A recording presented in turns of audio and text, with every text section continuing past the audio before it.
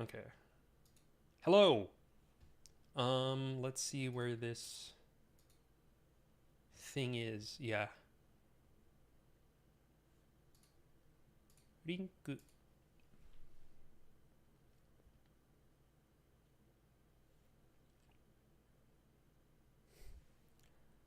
up in the D top.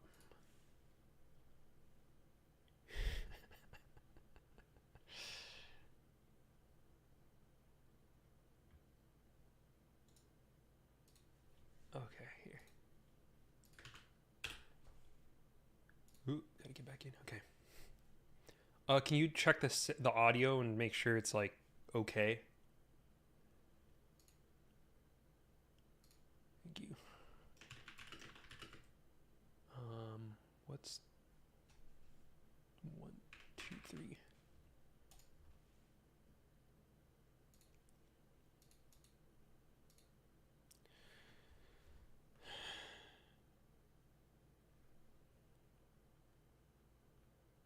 Hello.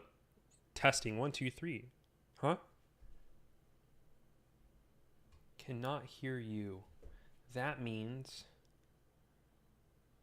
the thing is not working properly.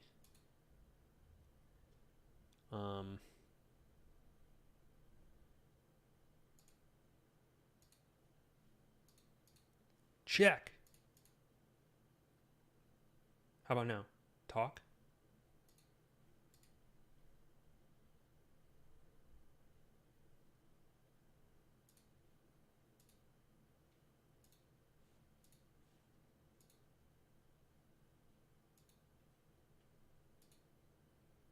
The green. Yeah.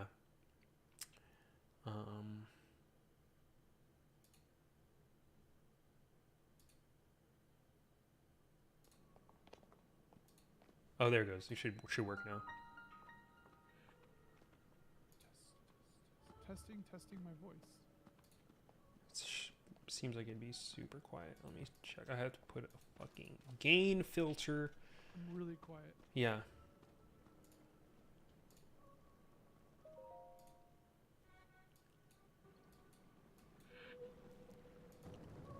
Okay, People now. have been falling ill after coming into Test. contact with the gloom drifting my through voice these some more. caverns. Though here it seems almost misty and not concentrated enough to harm us. Probably We'll a little keep bit going, hotter. with it coming up from beneath Hyrule Castle.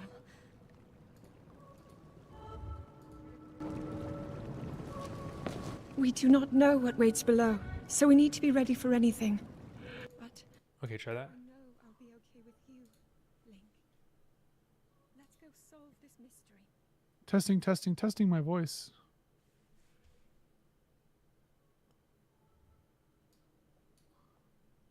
There we go. A lot better.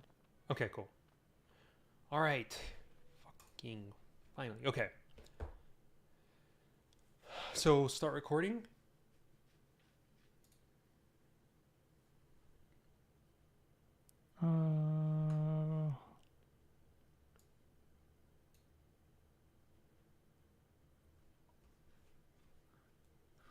This is giant light. I wish the video compression on my face is just very bright.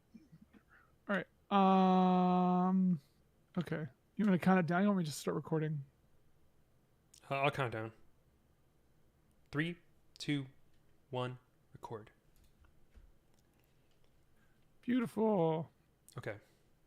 I'll lead us in. Jump Lust What's in up, the Jump chat. Lust? Okay. Ready? Hello and welcome to Bad End Podcast, episode number 123. This Woo! is Josh Calixto, joined as always by my lovely co-host, Kyle Cookstell. Kyle, how's it That's going? me. Good. We are gonna talk about Tears of the Kingdom, which this is a big moment for Bad End Podcast because the first episode was Breath of the Wild themed. The very first episode of Bad End Podcast. I went back and listened to it, and it's funny to hear how you change over the years. Like just the way you talk about stuff, and the comfort level when talking on a podcast and what you're It's thinking like about. going back and like reading like old. Have you ever like gone back and like read really old Facebook messages that you like sent to people back when people used Facebook Messenger a lot? Yes. And you're like, that was me? Yeah, What? like I can't believe I talked like that. What I it talked like showed. that? Yeah. Yeah.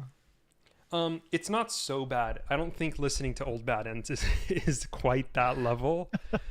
We have like a pretty good shelf life, I think. Some of it's interesting though, because it's like, oh yeah, I definitely lived in Brooklyn when we recorded this. Yeah. You know, definitely was reading a lot of news and think pieces at the time. It was just a different time. It was a In different. general. It was a different era. There were video game outlets, features being published. Fandom was not quite as intense as it is now. And it's going to be really interesting to talk about Tears of the Kingdom in relation to that, because the thing that I kind of want to start out with is setting the stage here for what's going on, where Tears of the Kingdom, the new Zelda game, came out, and the reviews for it, this has been the biggest kind of like wake up call to me about like where we are now in the world when it comes to video game reviews and publications and stuff like that. Because every publication gave this thing a 10 out of 10. Someone gave it 4 stars out of 5, and people were pissed because it wasn't saying it was a masterpiece. Dude, it's my like opinion that like every giant video game is always accompanied by like some batch of 14-year-olds that get radicalized by that game's performance, where like it's something like akin to like discovering the Beatles when you're 15. Like every kid has got like their big game release that's going to come out when they're 15, and they put themselves into the concept of this game coming out, so like such that like impugning it becomes this like personal attack where you're like, how dare you give this game a 4 out of 5, or they get radicalized because it's like bad or something. I think that this was like the most recent game that was poised to like be that. It's like, this is like definitely someone's Beatles album of video games. Like, I played BioShock. The BioShock was like my game like this. This is definitely someone else's. You know what the first thing I think of is, for me, I feel like we all have kind of one of those, at least the people who think about their own lives critically from time to time. It's freaking the movie 300. Zack Snyder film 300. When that came out, I was like, this is the best movie ever made. And I couldn't fathom the thought of someone not liking 300, the movie. And I was like, you have to just be looking for attention. You have to be making it up. Like, you're insane. And granted, like, if I had taken the grand total of my life, the amount of movies I had seen at that point, it had to have been like 100 or something, like max, And I'm like so confident that this is. You're like, 300 is the best movie. It's like the best movie by in that like sense of like it's got all the stuff you like in it, and you don't have like enough sort of like critical distance, I guess would be the proper term, to like step back from it and say like, oh, maybe this is sort of pandering, or like do any sort of like critical thought about why you like something. Yeah. I mean, 300 still fucking rips. Like, don't get me wrong. Yeah. But I think it's the same thing where you look at like some kid who's like really into like the latest Marvel movie, and I'm like, oh, that's like their 300. You're like, okay, I guess that sort of makes sense. There was that, and then like Californication by the Red Hot Chili Peppers as a kid living in SoCal. I was like, this is the best album ever made. Jump Says Riven for me. Yeah, I mean, it's like all these things are good and can be good, but it's like just the concept of someone having something negative to say about it is unfathomable to us because we've staked some part of our personality on it, blah, blah, blah. And getting back to Tears of the Kingdom, it's wild to see this because it now feels like we've reached this tipping point, this critical mass where it actually seems like the people reviewing this game are actively afraid of the audience. Like the extent, the lengths to which these reviewers go to like not spoil anything, to not discuss anything, is just like, yo, they are doing somersaults to avoid It's sort of spoiling. insane. Yeah, like We're gonna I think we should say up front, we are going to talk about some parts of the game. I don't think we're gonna spoil anything major. So but we are going to talk about the game, which turns out I feel like you need to say some stuff about what's in the game to talk about it in any sort of depth, like what you would imagine happens in a review. So I guess be warned that we're going to talk about things in the game. well, but it's like that's such a bullshit excuse too, because like you can talk about the ideas of like what you have criticisms of and what you have like unique. And this is the thing, when we talk about, I have like 1,000 lines going on in my head right now, but one of them is that like people always talk about criticism as like you're saying bad things about a game, and it's like, yeah, yo, such it's a not critic. just that. It's like I have more unique good things to say about the game too as a critic, you know? Like you're not fucking processing the game this way, you know? Like that's what these people are paid to do, but like you can't think about it negatively in any way. And then getting back to the spoiler thing, it's also funny because the day before the game, if you spoil anything that happens in the first hour of the game, people are like, yo, there's way too much shit in this, like this is crazy. And then 10 minutes after the game comes out, you can say like all of a sudden you could say like what's after happens after 5 hours, just by virtue of the fact that the game has come out. There's not even like a formal line. People just stop caring as much once it's quote hit store shelves. Where it's not real, dude. Spoilers aren't real. Nobody is going to tell you what happens in the last 4 hours of the game. Nobody is spoiling major plot points. Like it's just not a real thing. But with all that, I mean, the setup here, there is so much more to be said, and we should also take a step back and say like what Tears of the Kingdom sort of is. Yeah, at a high level. Yes. So I want to say that we will do what the reviews didn't do. All right, we're gonna our aim here is to like actually give a review of Tears of the Kingdom. That's not gonna have a number score, but we're gonna talk about the things that like make this game great, that make this game maybe not so good, that don't require us to spoil things, because it is possible to have opinions and a take on a video game if you're not spoiling anything. All right, so Tears of the Kingdom, the long-awaited follow-up to the 2017 widely regarded masterpiece Breath of the Wild. It's Kyle, do you want to just say mechanically and what's going on here in the game? Yeah. So basically, like, Breath of the Wild was famously a giant open world Zelda game, and Tears of the Kingdom says, let's do that again in the same world, but also add like sky islands, and also, first mild spoiler of the podcast, the depths, which is sort of like an underground area that I can't tell. When you look at the map of the depths, it is like, I can't tell if it's exactly 1-to-1 with the ground landmass, or it's like there's some weird like dilation going on. I think it's not literally like 1-to-1, so it's not like there's two full layers, but I think it's substantially large. And this time around, it's different than Breath of the Wild for a few reasons.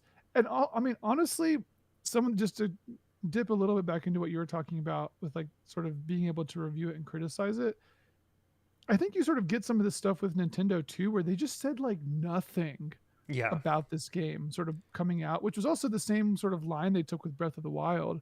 Like no one, like people were just not expecting Breath of the Wild to be good. I think it's very easy to forget that now. Yeah. But like you go and watch some of those like original trailers for Breath of the Wild, which was like all there was before the game came out. And then you look at like the previous Zelda games before that, which would have been Skyward Sword, Wind Waker Remake, Twilight Princess. I don't think I'm forgetting any big ones. Like the premise of Zelda games is like sort of action adventure-y, dungeon exploring stuff. And so when you see these trailers for Breath of the Wild that look like vibe pieces.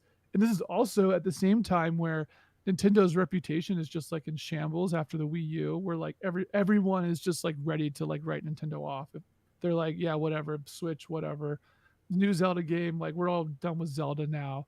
Like there was just zero expectation for it. And then Breath of the Wild comes out and like the Switch is obviously a massive success. Breath of the Wild is a huge success as well. Um, there was just like no expectation there.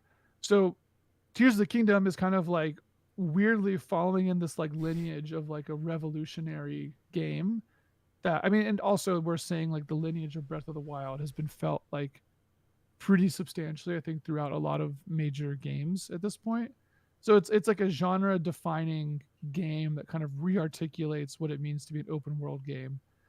And so Tears of the Kingdom has got like a pretty big act to follow, where it's basically like, well, it's that again, you know, it's totally like, and we'll talk about this, I'm sure, like it's totally the like second album problem.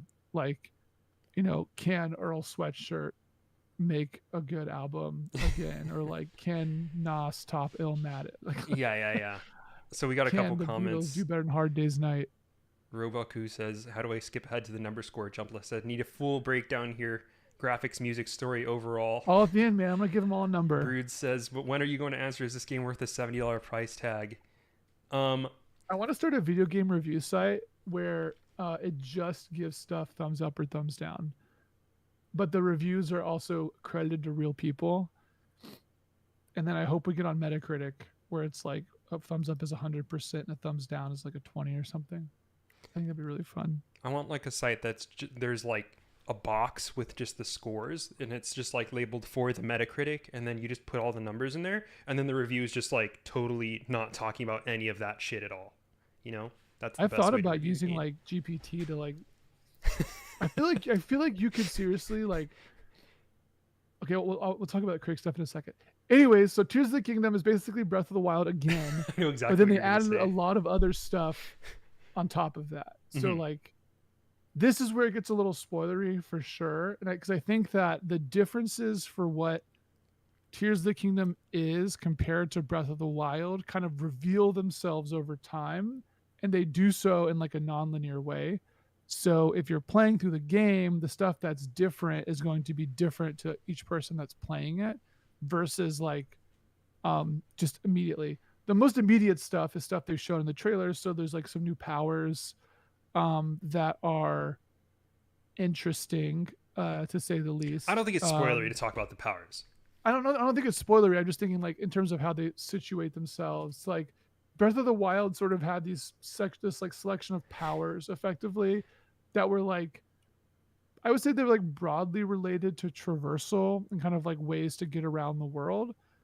Tears of the Kingdom has some of that stuff as well, but then the kind of main thing is that you now have this ability to build stuff in the game that are sort of like one-off things. I think honestly, like the best comparison is if you played that PC game Besiege. I think it's actually on consoles now too, where you kind of like build siege engines. Like it's sort of like that. You basically like are attaching stuff together, and you're like adding fans and guns and whatever, and then you kind of just do stuff with that. And so that's a weird part of the game because it's both like a very big part and a very small part, which I'm sure we'll talk about a little bit. But anyways, so like Tears of the Kingdom is sort of like Breath of the Wild with some extra stuff. Like it is at least immediately, it is not the like revolutionary game changing thing of Breath of the Wild. Like I think it would probably have been a stupid idea for them to do that anyways. It's very much like, I think one of the reviews that I read described it where it sort of makes Breath of the Wild feel like a first draft, which I would take some I have some things to say about that comparison, but it sort of makes sense. Like if you imagine like Breath of the Wild, or like I think what I said on the Bad End Discord, I said it's like Breath of the Wild for gamers. It's like got a lot more. That's exactly okay. So let's dig into this, because if you're here, you know, you've read the reviews, the game's out, you probably played some of it, and you want to hear like people say actual stuff about the game that's not like what the game is. And I feel like that's the best place to start, is like, what are the differences between this and Breath of the Wild in a substantial way? That's not just like, oh, you have these new abilities. Link's got a bunch of extra tools in the arsenal this time around, blah, blah, blah. And that's such...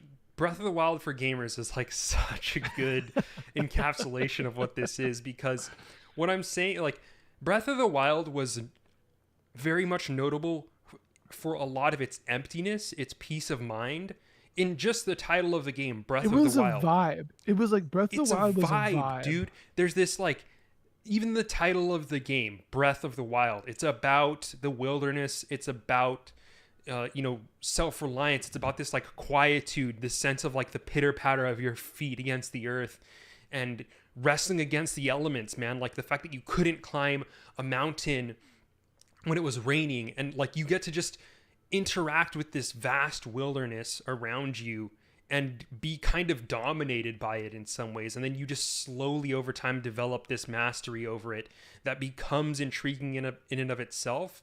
But there was a lot of moments where you're just like running around for hours. A lot of people that I know personally bounced off the game because it got like kind of boring in that respect. And yeah, I mean, yeah, like, I was playing Breath of the Wild before Tears of the Kingdom came out, and I still haven't actually beat Breath of the Wild. I just like, it's just sip it like a fine wine or something. But I like finally started heading west, and I just like ran for like 2 hours around like the west and encountered like nothing but like a giant canyon and some like wilderness and stuff, and like, it was like fine. It was like fun and cool, but like that sort of sense of like isolation and loneliness, and I think tone is definitely different in Tears of the Kingdom. I'm not gonna say it's better or worse, but it's a substantially different thing. And I think that like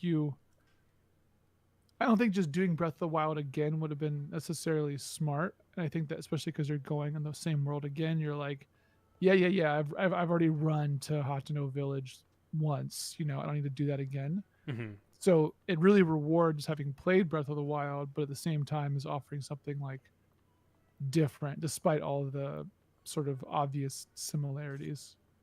Yeah, I mean, Breath of the Wild drew comparisons to Shadow of the Colossus. I think like it's important to remember that because of the way that your horse ran around, and because of the way that like there was these open fields where you're just like kind of just seeing what this place has to offer. In contrast, Tears of the Kingdom. Or then, I guess, one thing I'll say too, real quickly, just to kind of really nail that point. I remember when Breath of the Wild like came out, and then Genshin came out, and a lot of the commentary from like people who are like not as into Breath of the Wild were talking about Genshin kind of like improving on the formula, where they're like, Genshin is like a better version of Breath of the Wild because there's like micro progression and like gacha mechanics and like stuff that lets you sink your teeth into that kind of like minute to minute gameplay a lot more, whereas Breath of the Wild just has like none of that.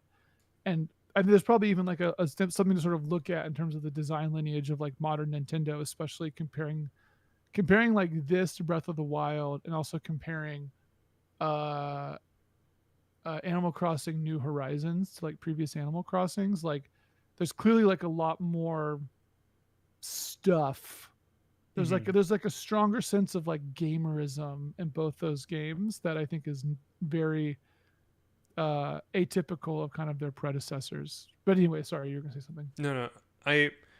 So in contrast, to me, Tears of the Kingdom feels maximalist in a lot of ways. Yeah. Not just in the sense that there is more stuff, because this thing is packed. Like everywhere something is happening. Like you never get the sense that you're in an empty space where there's like nothing to do and it's just you and your thoughts. Like that happens a lot in Breath of the Wild, but in Tears of the Kingdom, it's like, even if you're in a space that's like relatively empty when it comes to activities in your near vicinity, like because of the way the crafting systems work, because you can just produce rockets and like platforms out of your backpack and create these like contraptions that allow you to fly, it feels like there's always something to do, some way to progress in the world, some way to get past where you are, to do something different.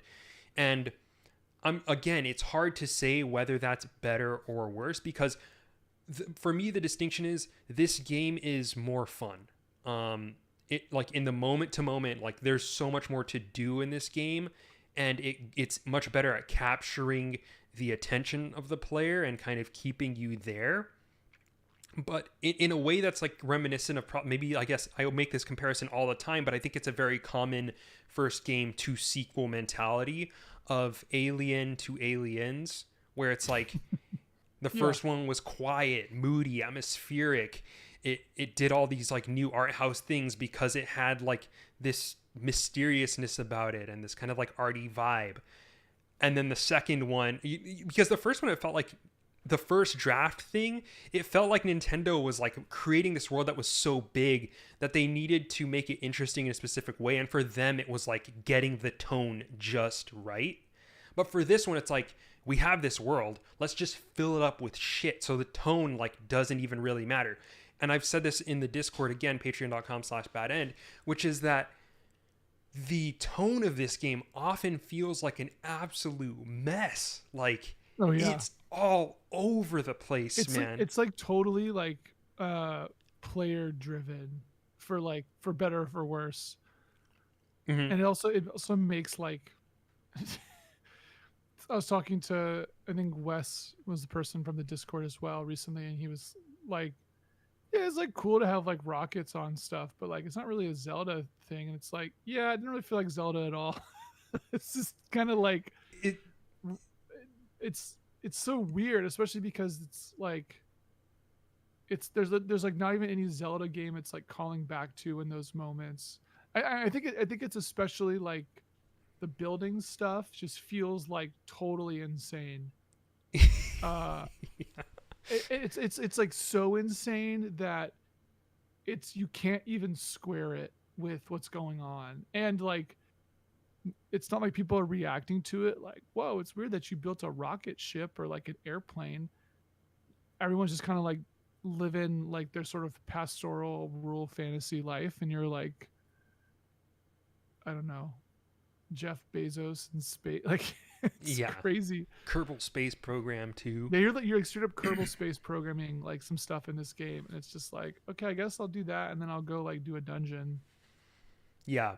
So I mean, to kind of elucidate more on what I'm talking about when it comes to tone, you have this, and this is where we start getting into like what people might consider quote spoilers, but if you've played 5 hours of the game, you know what we're talking about. Like, it's not, you know, if you played some of the game, you know what this is. We're not actually spoiling things. I'm only about, I actually don't know how many hours I am into this game, and I don't actually want to know really, but I played like all weekend basically. So just fucking gamer it. Yeah, I full gamered. It's one of those games where you just like a day goes by and you're like, I was playing for that long. What the hell? Like, how's the sun going down right now? It doesn't feel. It feels like he did nothing sometimes. But there's this moment in Breath of the Wild where you find this labyrinth in the corner of the world, and it's one of the most powerful parts of the game for most of the people that I've talked to this game about. And you find this labyrinth that's just stylistically different than anything else in the world. It looks alien. It looks weird. Like, you know how lines are an anomaly in nature? Like, you never see straight lines. That's like the vibe that you get from looking at this freaking labyrinth when you come across it in the world of Breath of the Wild. And Tears of the Kingdom is like, that kind of shit is just everywhere to the point where it's not surprising anymore. It's not like there's nothing in this world that has this sense of mystery in a sense, because everything is like this stuff. They've explained that it's Zonai architecture and Zonai technology. And now the world, due to the early goings on of the plot, the upheaval, which is kind of the sticking point plot-wise of this entire game, again, not spoilery, it's all come up to the surface, and now this entire world is covered in Zonai architecture and technology, and you have to like interface with it. You have to see it, and it's a mess. Like, it's everywhere. It's shifted the whole world. Everything is different, and it just doesn't feel like there is any central cohesive like direction of where the art and vibe of this game is. It's like pulling you between this like hellish underworld that's very reminiscent of FromSoft in the darkness. And then it's got these like sky islands that feel like Mario Galaxy with all the stuff that it's presenting you to do. And it's so bright and fun. And then you have like the surface that's just more Breath of the Wild in a sense, but like it's constantly pulling you up to the heavens and down into hell.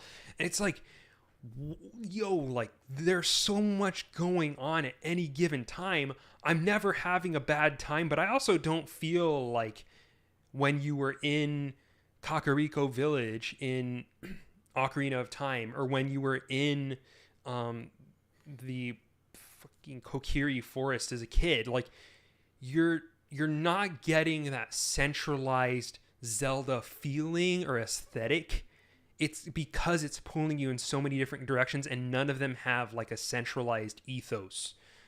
That's, I think especially like one of the, I think I said this even on the podcast number 1, was like one of like the most amazing things about Breath of the Wild was it did this thing where like it effectively like delivered on the like decades long anticipation of Zelda's world, where it's like you heard about Kakariko Village, you like heard about Hyrule Field, you like heard about like, you know, Gerudo's Canyon, and like you saw that, and then like you look at like Zora's Domain and like Ocarina of Time, and it's like a 10 by 10 room with like a fish in it, and you're like, oh, that's Zora's Domain, and it's like a sort of a limitation, you know, of the platform at the time to be like, that's it. But then like you like go to Zora's Domain and Breath of the Wild, and you're like, holy fuck, like that is a Zora's Domain. Or like you go to like Gerudo Village and you're like, that is a fucking desert. Or like you go see the Gorons and you're like, that's a fucking mountain. Like that is Death Mountain, baby. Like that is it right there. And that's just gone now. Like it's just they've kind of like blown their proverbial load on that, which is like what they should have done. Like, to be clear, I think that's like totally fine and it's awesome. They've like delivered on that vision, but it also means that a lot of the sort of kind of implicit thematic resonance of like exploring and being like, oh, like what is the Great Deku Tree like in Breath of the Wild? Like what does that look like? That's just gone. So like that kind of just implicit resonance of like discovering those things for the first time that I think really pulled you through Breath of the Wild, especially if you're a Zelda fan, that like that stuff that like really pulled you through the game is just like not here now. And so they're kind of like plugging a lot of the rest of the holes of that sort of experience with like all this other stuff. And I think it's sort of an interesting place to be like, this is maybe like a different topic, but it's like, well, where does, you know, Zelda go now with this? Because it's like going back to kind of the just dungeon formula feels like it'd be really limiting, but also like this game is really big. And this is a totally separate topic, but it feels like with this game and Elden Ring in the past 2 years, I'm like, maybe games are getting too big. Like maybe we've actually tipped into the point where they're like too big. Which we can maybe talk about later. But I have this feeling with this game, and I didn't really have it as much with Breath of the Wild. And to kind of pick apart maybe the reasons why, when it comes to length, it's not inherently a problem, right? A lot of gamers consider it to be good if a game lasts a long time and is offering you unique content. And I think accomplishment-wise, achievement-wise, what the developers were able to do, it's an achievement, it's incredible. But the thing for me is that it's overwhelming because there's no like real good break-off point here. Like there's nothing, there's no stopping point for you. Like there's just always shit. Like it's everything all the time. Like I'm like, I don't even know where to go. I'm combing over an area for 4 hours and I don't even feel like I've seen like any of it. I've never felt that in a game. Like even in Elden Ring, when I go through a dungeon, I'm like, okay, I've seen this. Like this area is pretty much done. Like I feel good about this. This game, it's like, I feel like I'm missing everything. Like the game is You get constant it's like perpetual FOMO. FOMO. Yes. Yeah. Oh wow, good job. Like seriously, I was like, I spent like the last time I played recently, I was spent like 3 or 4 hours in the depths, and like the only thing I could focus on when I was in the depths was like, oh fuck, there's like Sky Islands. Yeah, That was like like the main thing I was God. thinking about was like, there's so much game I'm not doing right I now. know, Like there's like literally 2 other layers of game on top of the game that I am playing that I'm not even looking at right now. And so it's like, as someone who sort of plays these games like kind of a completionist and really combs over everything, it's like I have to do that 3 times. yeah. Like it's a lot. Like it is a lot. And it's not just like, oh, you're a dad now. I'm like, no, like this is a lot of game For any this human is being. Yeah. for any human being with any substantial time. Like, yeah, you can fucking speed run the main story in like 5 hours or whatever. But if you're like gonna play it like a video game, like that's a lot of game, man. Like that's just a lot, like a lot of stuff. And like Elden Ring was pretty overwhelming, but I feel like this is like even more overwhelming. It feels Where you like just gotta look at it they've and you're like, where just do I even been go? making stuff to fill this world. I did For like like it's 6 actually years, they've just been putting stuff in this game. Is it's what it hard. feels like. It's like hard for me to fathom how people can do this. Like it's so huge. I'm like, how, what?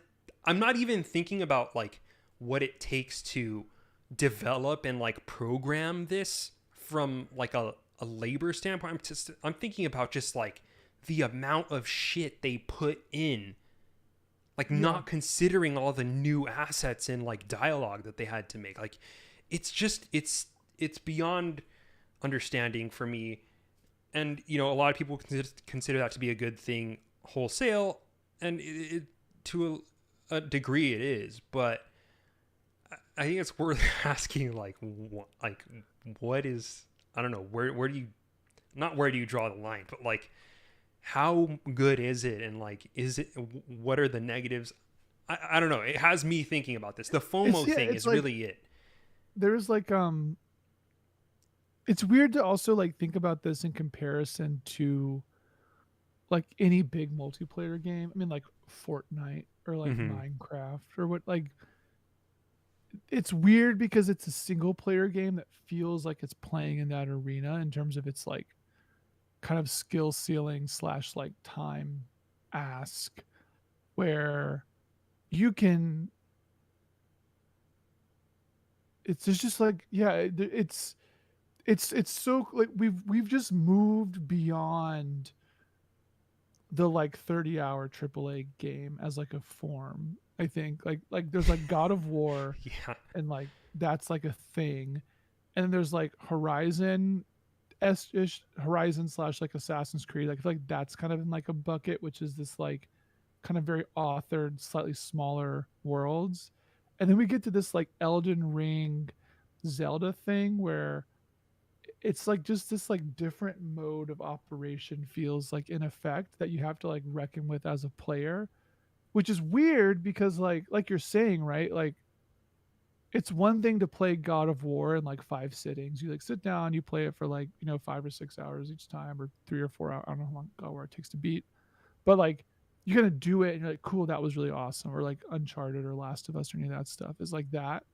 And this is like, it's such like an all-encompassing world that is also sort of non-goal oriented, that I sit down with Tears of the Kingdom and it almost feels like that feeling you get when you start like sitting down to play video games. You're just like scrolling through your Steam library and like, what am I gonna play? What am I gonna play? What am I gonna play? And like something about like that, like kind of decision paralysis of just choosing what to do, feels like this game is now big enough to evoke that feeling of saying like, okay, you played, you're like, okay, well I gotta like I gotta go here and do this stuff, or like maybe I'm gonna go over here and do this, and like, oh god, like I spent 2 hours running around just cooking, and now like I gotta go do this other thing, and like what you kind of like lock up a little bit. Yeah. Because you want to like do the, you know, fun stuff or whatever, but also like the game is incredibly withholding, so it doesn't like tell you about where it's like fun things are at or anything. Yeah, And it's like, speaking of which, there's and I want to move on to this too, because this is kind of one of my other friction points with this game, is that the way that this game is designed is also a lot different from Breath of the Wild. Not just in like the sense of what you're able to do, but the way it's balanced, the way that it introduces things to you. There's something that feels about this game that feels almost like antagonistic or malicious in some ways. Like, there's not this sense of like benevolence that Breath of the Wild had, where it was like, if you will be rewarded for exploring. There's a lot of senses in which this game feels like the decisions that they made kind of like take away from you, so as not to interfere with like the sanctity of how this world is meant to be explored. Like, it's like the author constantly trying to be like, no, you're not supposed to explore the world this way, because that's not like how we want you to do it. It's like they saw how speedrunners treated Breath of the Wild and like constantly sought to break it, and it feels like they are explicitly creating a dialogue with those people, where it's like a lot of the design decisions like, almost feel like like they're meant to charges? be like, no, dude, we're not going to let you do that. We're not going to let you do the whistling. We're not going to let you do the whistle sprinting, which in Breath of the Wild, there was this like kind of exploit where you could constantly whistle for your horse while sprinting and you never run out of sprint, which like essentially breaks the game. In this game, if you tap the sprint button, which was like part of the whistle sprinting technique, your stamina runs out like twice as fast. It feels like they're giving a middle finger to all the people who are trying to do that. Like, oh, you're trying to do the whistle sprint, bro? Like, we're going to take double the amount of stuff. Another thing, like, and I've said all this stuff in the Discord earlier today, but again, there's this thing where like if you get on there's these wing contraptions that looks like the base of an airplane type thing silhouette, and it allows you to essentially glide through the world without wasting your stamina of being on your paraglider. But you use these things early on and you figure out these things disappear after like 20-30 seconds of use, and it's like, why is this thing disappearing? A lot of the other contraptions that you get in the world don't disappear, and it's simply due to the fact that they don't want you to use this thing to like fly across the map early in the game, so that like you have to explore it yourself. And it's like, yeah, I understand why that exists, but the fact that you designed around someone potentially using this to go further than they're supposed to feels like you're making design decisions to not allow me to do something, and it shines through very explicitly.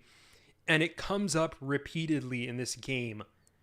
I feel like you're sort of cherry picking, because I would definitely disagree with you in general to say that like I'm sort of surprised how often a game feels like it says yes.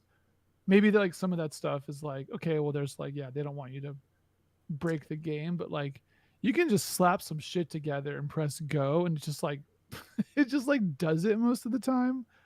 Like I think that like that is more surprising to me, that like I think I can't remember if we talked about this like the last episode of the podcast, I believe, with the trailer, but we were talking about how in the gameplay demonstration they showed that you can like attach two swords together to like fuse stuff.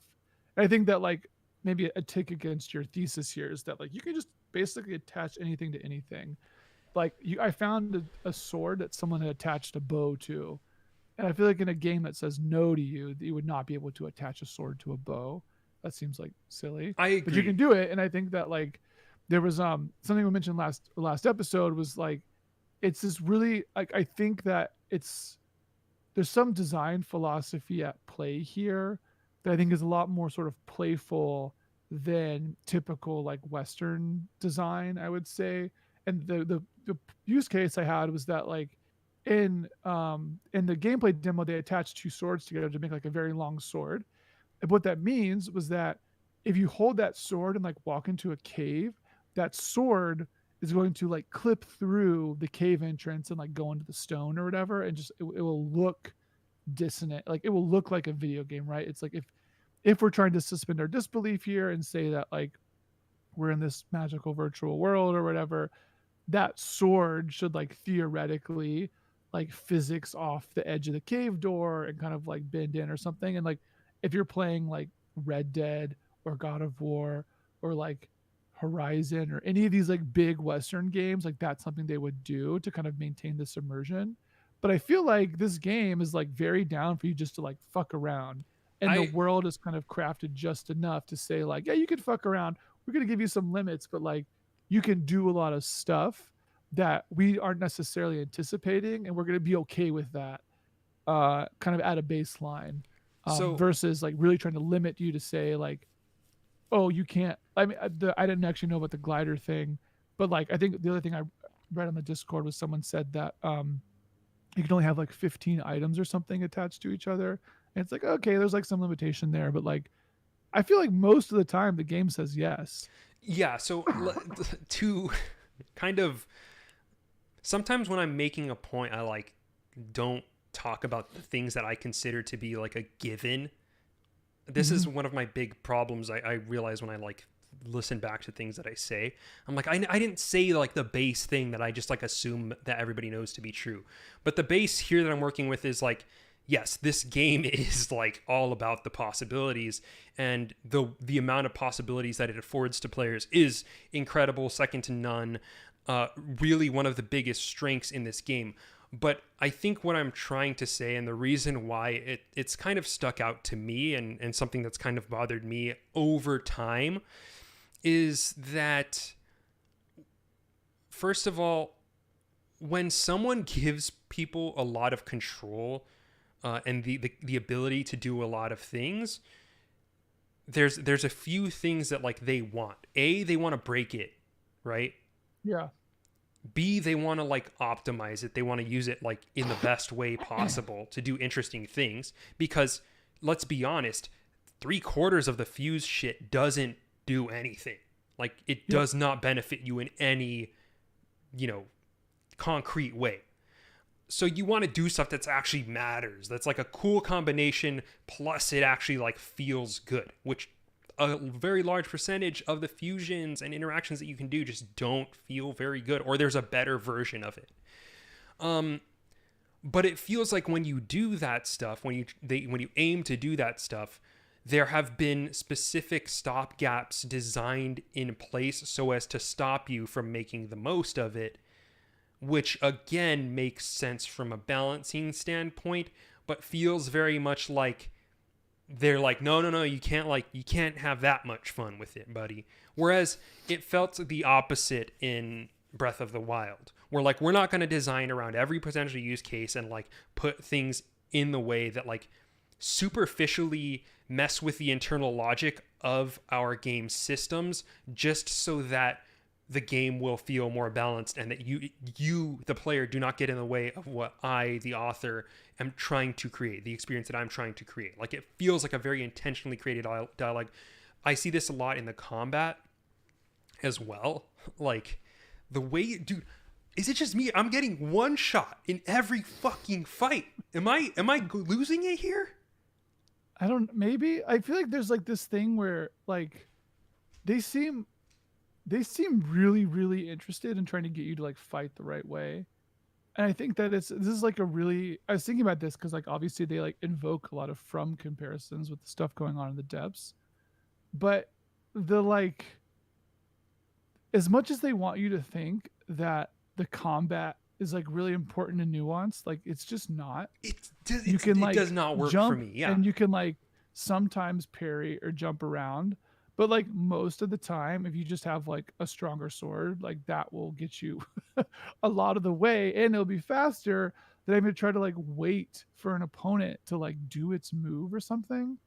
And I think that they kind of are doing a few things in here where like there's multiple places in this game where they are like proactively trying to get you to engage with the like systems.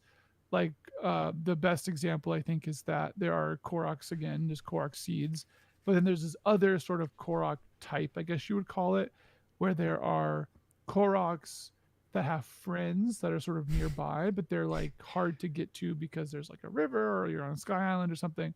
And so what they'll do is they'll say like you'll encounter one Korok and they'll be like, I want to get to my friend. And then you've got to like do something to get into that friend, do something, often meaning like build some stuff with the systems. And I think some of the like damage scaling of the enemies is because they're trying to like softly say like, no, you should build a tank. Like you should build a tank right now. Like you should stop trying to attack this person with swords. But it's also a little bit like they kind of want their cake and want to eat it too, have their cake and eat it too. Cause it's like, well, you want me to do all this fusing stuff for weapons. Okay. But like, you also want me to build stuff. Okay. But that's maybe a little dissonant with like, I haven't played a lot of this game. There's a lot of this game I know I've not played, and I think is possible to discover. One of my sort of initial theories of the game was that, I mean, you might actually know more than I do. So, I don't know if you want to smile or something if I'm correct, but it seems like there's a part of this game that I've not encountered yet that has to do with like having, I mean, this was in the trailer, right? I know some people didn't watch the trailer. You can have NPC companions of some sort. And it looks like you can also sort of get like kind of nondescript like villager as people to follow you around and fight with you. And I feel like some of the scaling has to do with like those systems where they're like, no, you need to basically make yourself be stronger, not just with like your own weapon or something, and kind of approach stuff more creatively. But at the same time, to go back to the earlier conversation, you're like, dude, I got 500 of hours of game to get through. Like, I don't want to build this stuff again now. Like, but I guess that's also why you get, small spoiler, there's this thing called auto build, which like lets you like build stuff kind of immediately. So I can see some things like that where you're like getting one shot and you're like, well, I'm just gonna build my tank, and then you kind of like use your tank or whatever. But I think it is weird because I think, like, to your point, like I think you're probably getting one shot a lot because it's probably in their interest from like a design perspective to actually incentivize you to think you need to be stronger beyond just having a stronger sword, which would say like, no, you need to build stuff, Josh. And that's this is the which thing. is sort like, of weird. I feel this invisible hand of the developer, like all the time. The people who design this game, like one of the best examples I can think of is just the way. So if you think of Elden Ring, one of the most famous moments of that game is the Margit fight at the beginning of the game, where it's like, if you're not strong enough, you gotta leave and explore more. It's the developer's way of telling you gotta explore more so you could get stronger and then come back. But you could beat him if like you just want to get good. This game is like, I constantly feel like they're trying to like Margit me, where they're like, oh, okay, I'm not strong enough for this, or do I need to build something better? If so, why does the system to build shit on the fly so shitty? And so I'm like, I have this experience where I'm like, okay, I want to go south. Like, I just want to go south. Screw it. Let's see what's south. And then I go south, and then I fight this thing, and I'm like, yo, there's no way I'm supposed to fight this thing right now. Like, this is way too high level. This is insane. I'm getting one shot constantly. I try to fight this thing. You were like beelining the main campaign. I mean, I'm not beelining the main campaign. Like, this is actually after that. This is when I decided to kind of do that, where I'm like, okay, they tell you go here, and I'll just go there, and then on my way I'll like see what's in the area. That'll be my new path. After I was just doing a bunch of just general exploration, but I would go somewhere, and it's like, yo, this shit is just way too hard to kill. Like, there's no way. And then I'm just like, I constantly find myself in places where I just don't feel like I'm supposed to be yet. And I'm like, when am I supposed to be here? I don't know. Like, I thought that this is where you wanted me to go next, but these things seem way too strong. So, and then I'm like, well, I'm just playing the game wrong. I'm just trying to play the combat normally, where I'm exchanging blows with the enemy, and I'm just trying to have a normal sword and board fight. And they want me to use some like special modified weapon to do this. Okay, that makes sense. And then the special modified weapon that I make ends up sucking. and like still takes a long time to kill the enemy. And it's like, oh well, I'm just gonna do what I always do and use a freaking bomb flower, because that's the only thing that ever works for me, is using bombs. And so like 90% of the fights is like, do I have a bomb? Yes. Like I don't want to use it against these like low level mobs, so I'll just fight this fight normally. And if it's a hard fight, then I'll just use the bombs. Like that's the whole game for me. Another part of this that's like really frustrating is that I guess so there's two parts to this. One is that like having like normal like what's the word, normal like uncorrupted weapons in the game are like pretty rare. Like, and it's like sort of narratively they say like, well, the gloom is affecting everything, so all the weapons are bad. And someone in the first like little area even makes some comment to the degree of like I've looked all over Hyrule and I think all the weapons are just decayed. And that's so another thing. That, like, that's another thing that I'm talking about with the maliciousness of this game's design, where it's what like, this means is that you have to fuse. You have to use this thing because all the weapons at a baseline suck. And so you have to use fusing, which is their like new mechanic, to make the weapon actually stand a chance against these stronger enemies. But then the other thing on top of this is that they want you to like do this a lot, because the other thing is that the weapons themselves still have durability things. So like on top of fusing, the weapons are still like weak as shit. And so they'll like break. But what this also means is that like you are just in menus all the fucking time. You have to like, and you can't fuse from the menu to like drop an item, to like put it on the ground, and you have to select the power and then fuse it. And so it's like, a 5-6 second cycle, maybe a little less than like 3 seconds, 3 or 4 seconds to fuse a weapon, but you're doing it all the time. And these things take a long time, and these weapons will just break to the point where you're like, it's like the cooking thing, honestly, that from Breath of the Wild, which they made a little better in this game, but it's like, it's just now worse in a different way with a different system, where they're like, yeah, you got to fuse your weapons. And you're like, I don't want to fucking drop all my weapons on the ground to fuse them. Like, I just want to fuse them from a menu with like 2 buttons. That's all I want to do. Yeah. But then like, it's like the same thing with like arrows too, where you like attach something to an arrow and you shoot it. And then it's like, okay, you want to shoot someone again? Okay, you have to attach it again. So it's like, and like Breath of the Wild, you like select your arrow and you just like shoot multiple times at the same target. And because again, like Josh said, stuff is like pretty hardy. You have to shoot a lot of arrows at something. So you have to like shoot, you have to like open your arrow, attach something, shoot, open a menu, attach something, re-aim, shoot, open your menu, attach something, re-aim, shoot. And it's like about that fast. It's like turn-based combat. Yeah, it's like, it feels a little bit like fucking Fallout, like VAT system or something. Yeah. Like there's this weird sort of like the cooking aspect of Breath of the Wild was like conceptually cool, but in practice like incredibly tedious.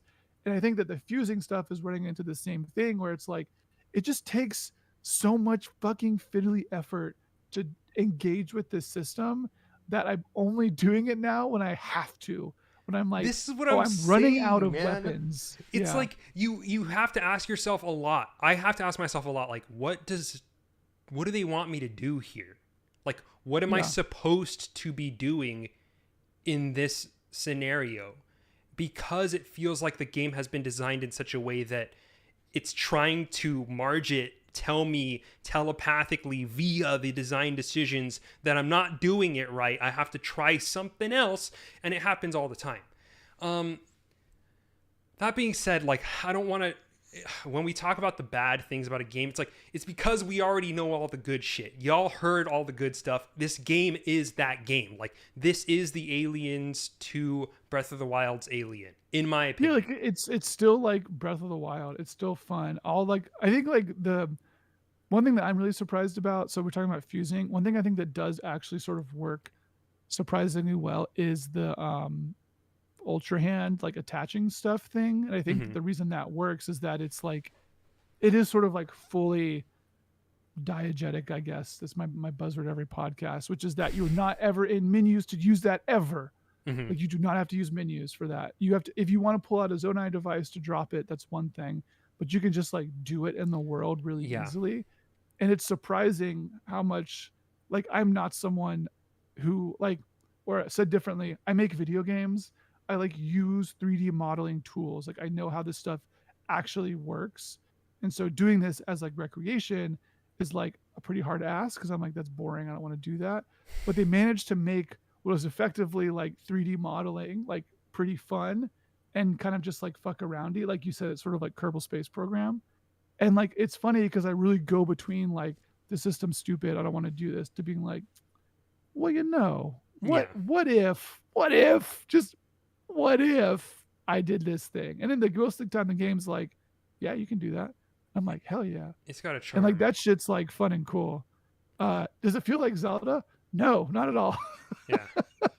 It's like So it's like this is to get back to some of the good stuff that hasn't been talked about. I speaking of does it feel like Zelda, I want to talk a little bit about the story because that to me has been the big surprise factor for me where I'm like I'm invested. Like I want to see what's happening here. And again, we won't get into spoiler stuff, but thematically I think there's some really interesting shit going on that Breath of the Wild was totally devoid of. Like I the vibe was there in Breath of the Wild, but it didn't feel like there was like that much subtextually that for me to read into there. Especially like in comparison with other games like a Majora's Mask or something like that.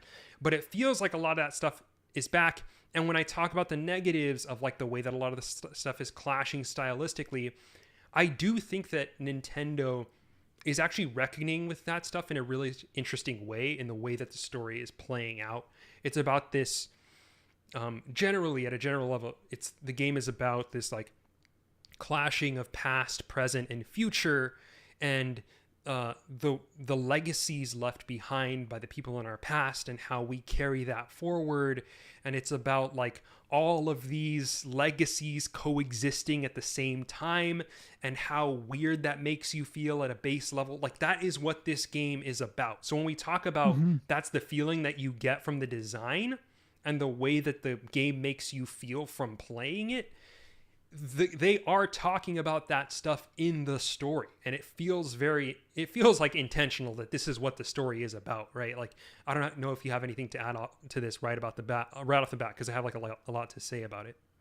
No, I mean, I think it is sort of interesting and notable that like the last game to do this was Majora's Mask, which was itself sort of like a follow-on sequel to Ocarina of Time. That was also like Ocarina was like a kind of whatever story, but Majora's Mask is like got a lot more sort of thematically going on with it, and I think that there's something similar here where we've like kind of moved past the obvious narrative and are getting into something that's a little more interesting.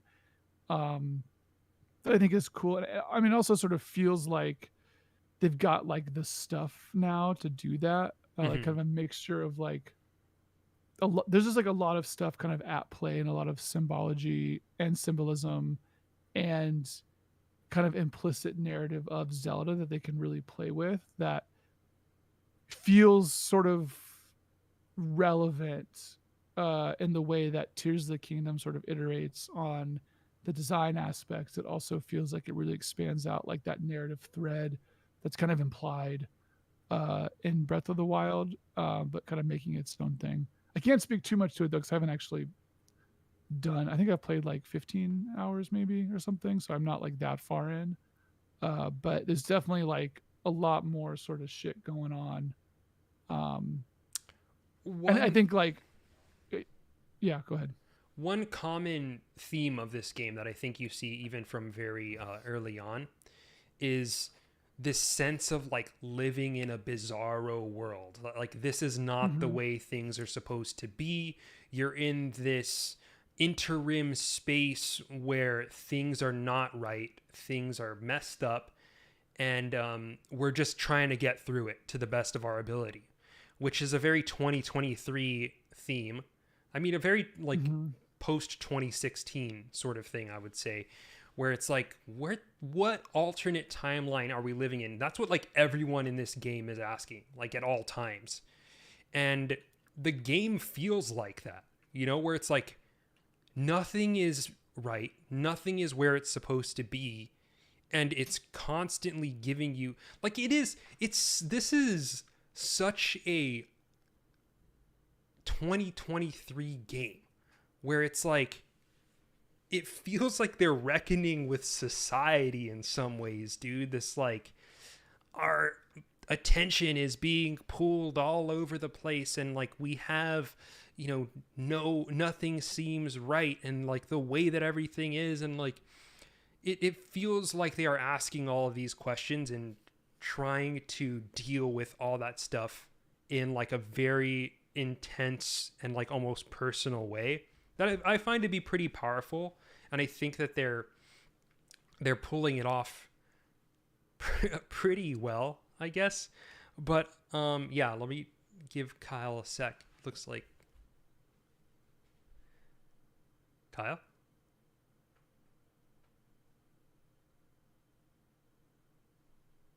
Kyle will be back in just a second.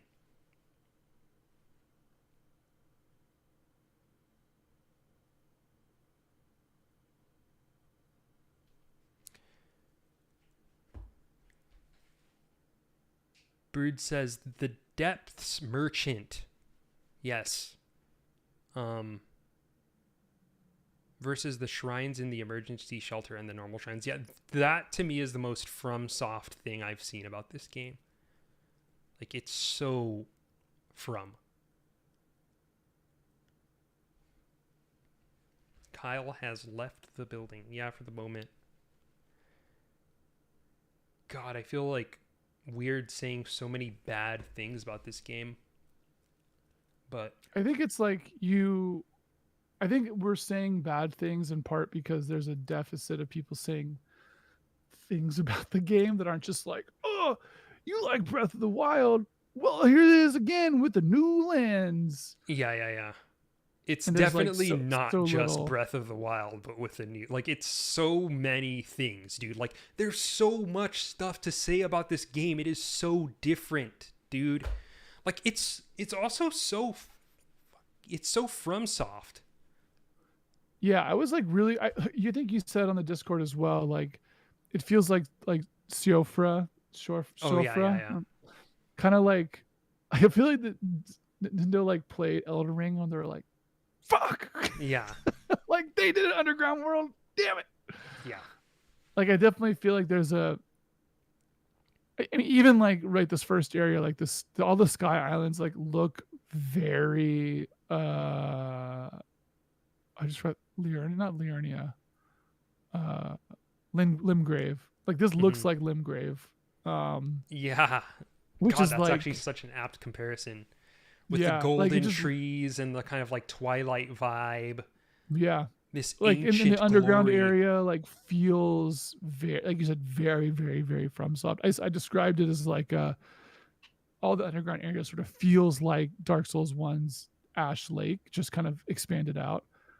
Which is like cool, and it's cool to like play a Zelda like that, but it's also like it does pose like interesting philosophical questions about like the Zelda world. I think that like it's also part of the narrative, like it's not uncritically thought about. Like one of the major parts of the game is like just not only are there like depths and Sky Islands, but there are people in the depths, and so you start to kind of learn these people, and there's like statues of people that don't look like, you know, Link or any of like the Zonai people that you sort of encounter.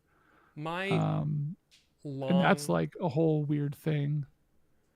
My long extended Jacob Geller take, if I was like to write something about this game, would be about how centrally, and this is to kind of pick up my thread before you stepped out for a sec, Kyle, which is that there's this sense in the game that like there's this constant friction between what the world is supposed to be and what the world currently is, that is created by our forebears and the people in our future, and it's kind of like carried through by the desires of the future, that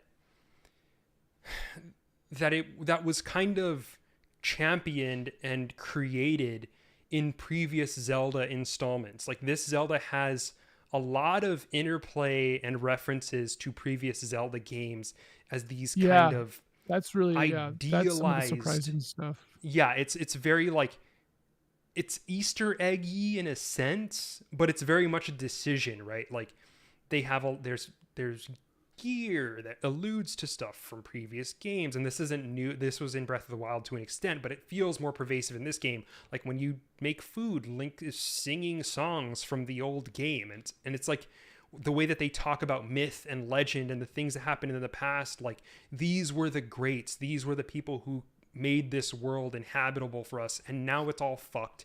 And now the world is terrible. Everything's upside down. Everything is everywhere. Hell is on earth. And there's this kind of sense that pervades the game that like this is not the way things are supposed to be. And that Link is right now just like trying to make sense of this world, which again feels like a very vital theme in 2023 when this is like the most bizarro world vibe that I've like ever gotten in my entire life, where it's like, what the hell is even happening on this planet? Like, where am I? What is going on? Like, I'm in this constant sense of like, it's not even dread anymore. It's just like confusion and just like I heard the most recent term I heard for it is this concept of the perma weird.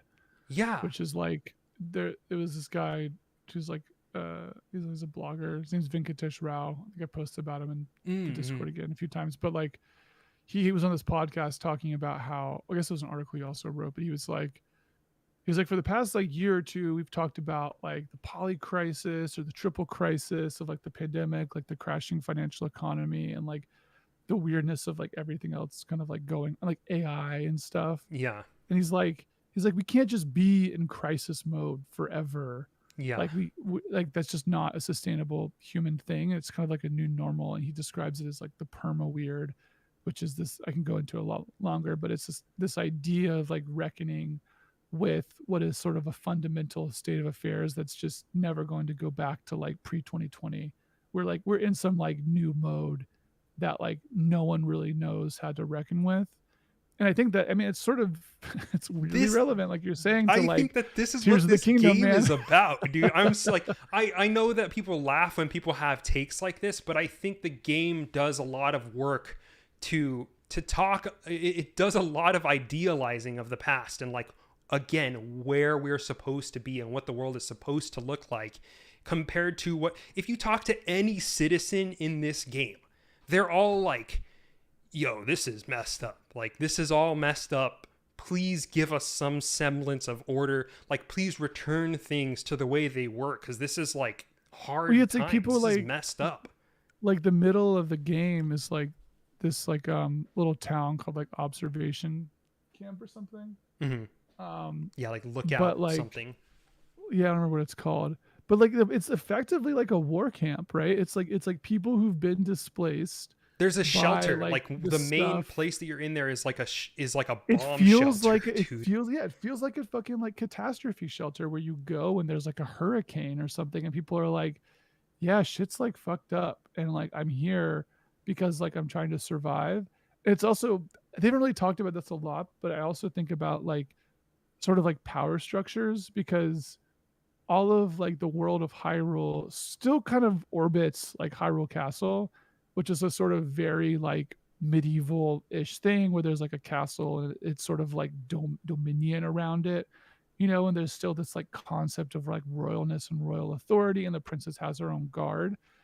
And I don't know if it gets into it more in the story, but like it sort of feels like that power structure is breaking down, where people are like you didn't like just save us from a calamity, like, and now there's some other shit going on and the princess isn't here. We have to like fend for ourselves.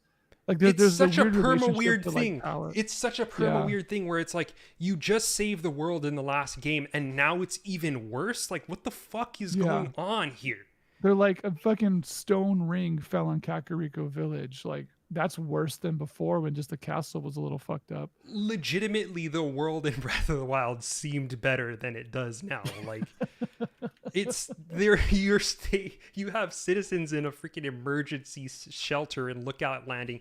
Like, that's my take on it. The game is about the perma weird. Thank you, Kyle, for allowing me to suss this out on air and helping out with the perma weird, because I really do think that this is what this game is about. Like, at its core. Like, all the complexity, all the FOMO, all the clashing styles, it all works toward giving you this sense that things are not as they are supposed to be, which maybe is why this feels the least Zelda of any Zelda. And it's running with that. Also, but it's also like it's the concept too that like the sort of I don't know. There's like you could take a very like metatextual read of this and say like to what we were saying at the start of the podcast, right? Like the concept of what this game is as like a video game product is starting to break down, where it's like this is not just like a AAA video game, like just it's not just a Zelda. It's like it's the whole idea of what it is as a game is just incredibly strange, because something else I haven't really talked about is like the weird like very sort of reflexive aspect of building stuff, in the sense that like it's kind of like Animal Crossing where you build weird stuff and want to share it. So like it's not even like you're playing a Zelda game and beating dungeons or whatever. There's a performative aspect to this game that itself looks outwards from the game itself and is not an internal universe. Like you make weird shit, or slash Link makes weird shit in Tears of the Kingdom, not because like a Goron needs it, but because people on your social media feed are interested in seeing funny things. And so that's like a huge driving force of the game, right? Is to like have things in the game, in this world, that kind of inspires you to do atypical actions in the game to serve a purpose that's like greater than the necessary sum of the need. And that's like fucking weird. This is, I think, also like David Kanga wrote a great essay on Tears of the Kingdom recently that is like super, super, super good. That kind of touches on some of this stuff as well, where like this game is weird, like capital W weird, in the sense that like it feels like it's actually kind of reckoning with some of this stuff. Maybe a little bit like I never beat it, but like a lot of what I played of Final Fantasy VII Remake is kind of similar, where it's kind of speaking to its legacy through its own actions versus just being like a Final Fantasy game. Yeah. If I get what you're saying, it's this sense that, and contextually, the way that I see it is like they saw what people were doing with Breath of the Wild and going like, okay, they're just trying to break it. They're just trying to speed run the game. They're just trying to like do other things. And it's like, well, yeah, you created this world where emergent gameplay exists. Like, of course this is going to happen. And then... Sorry, I have to step away for like a second. There's someone here to check out my AC unit. So yeah, no problem. I have to step away for like 5 or 10 minutes. I'll be back. I'm just going to mute myself. Sorry about that. Yeah, you're good.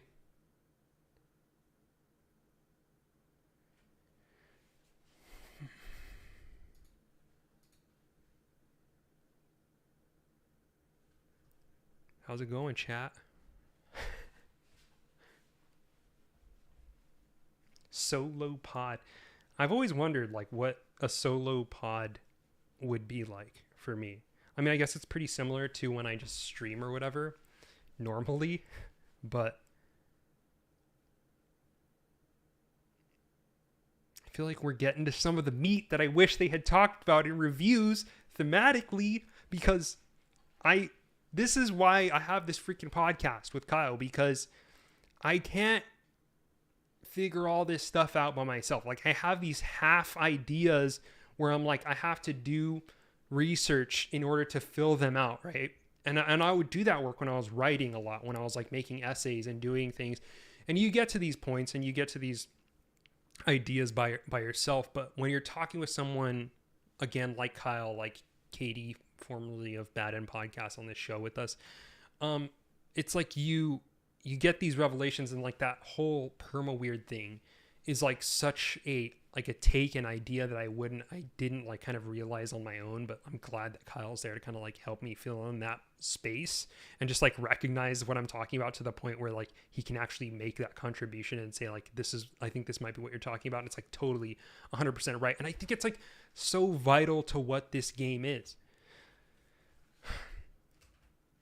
I also don't think that it's like I don't think that the perma weird idea is like a stretch either at all. Like, I don't think it's a stretch at all. Like, it's one of those things that seems like it could be, but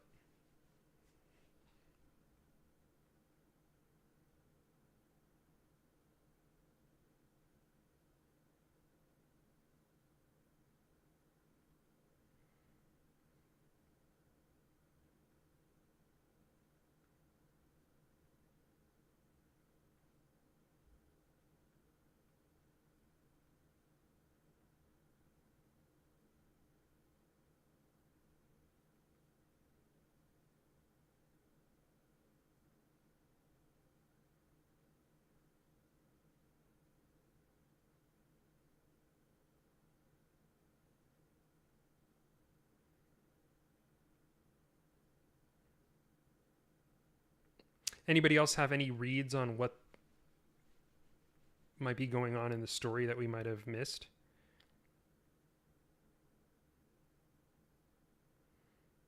That's not spoilery, because this is not spoilery. Again, not spoiler.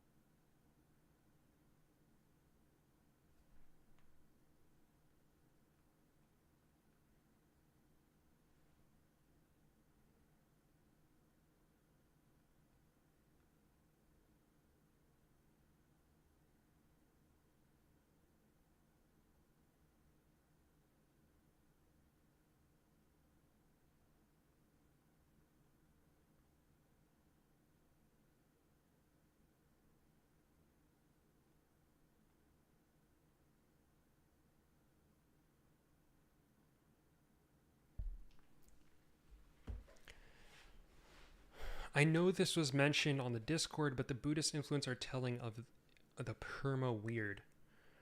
I feel like the perma weird thing is also, it's like such a motif in FromSoft games, and again, this is probably where Zelda Tears of the Kingdom is pulling from to an extent.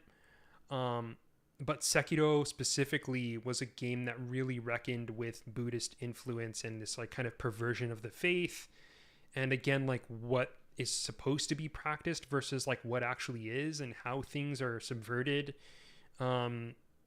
This game takes a lot of its predecessors and spins them in ways that are like, this isn't what Zelda is. Like, this isn't the Zelda that I know. And it kind of like revels in that to an extent, while also acknowledging that it's like, this is not what this is supposed to be. And it's, again, like one of the best ways to do that is using deities, using religion, using tradition, and constantly kind of putting that before you, where when Link is humming these previous themes, when you see these gods all over the world that are just like literally just talking to you like these gods, you're like, what the, like the horse god is talking to me, this weird god of hell is talking to me, the god of the dead. Like, when has this been a Zelda thing? All these deities talking to me.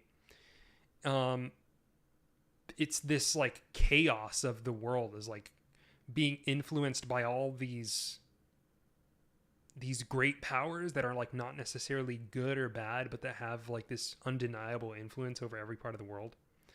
And yeah, so I can see this kind of like Buddhist higher power that's almost in like a berserkian sense, in like influencing us in ways that are like far beyond our own control.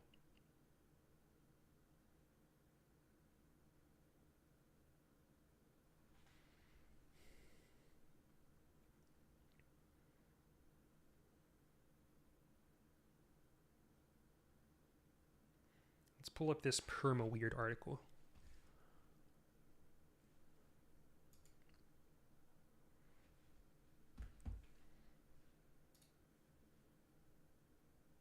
Oops.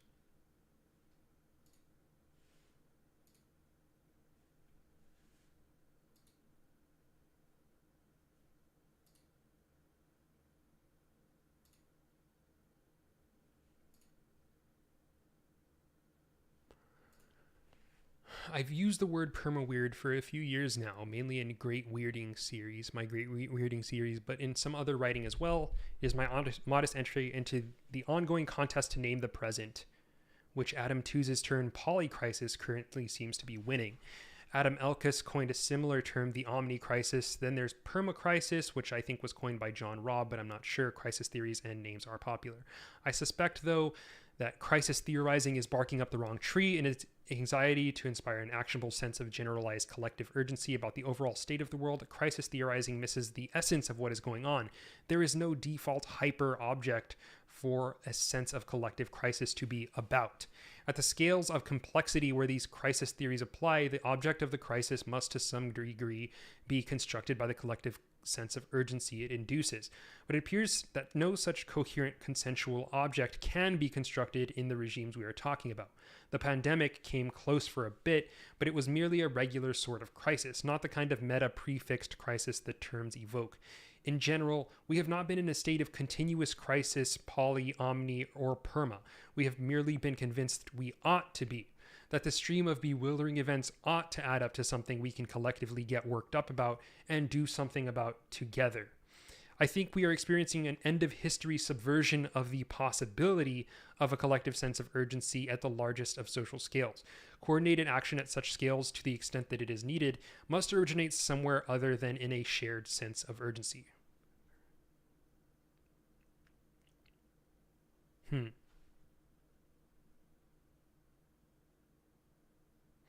The last men at the end of history cannot sustain any sense of collective urgency for any length of time at the important scales, and mere individual or even tribal actions do nothing to alleviate the sense of collective, even universal, crisis in waiting. The world is now too complex for that to work.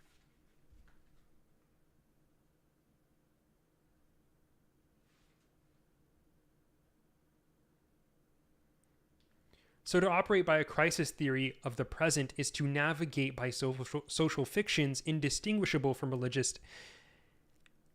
eschatologies. This does not mean large-scale problems don't exist. It merely means crisis urgency framings are about as useful as religious frames. They are merely doomsday theories of the present that keep rolling over into the future. So if I'm reading this correctly, is saying essentially that like the way that these crises we're experiencing today, they're not like they're a big deal, obviously, but they're not like so intense, so galvanizing that it actually causes people to get together and do something about it. It's not like World War II where like everyone was just or the Great Depression where like everybody had to change their lives, or like it affected things on this large scale where people had to do something. And he's saying that there's a way that it almost feels like that kind of a movement or crisis almost feels impossible in this like weird state that we're in right now.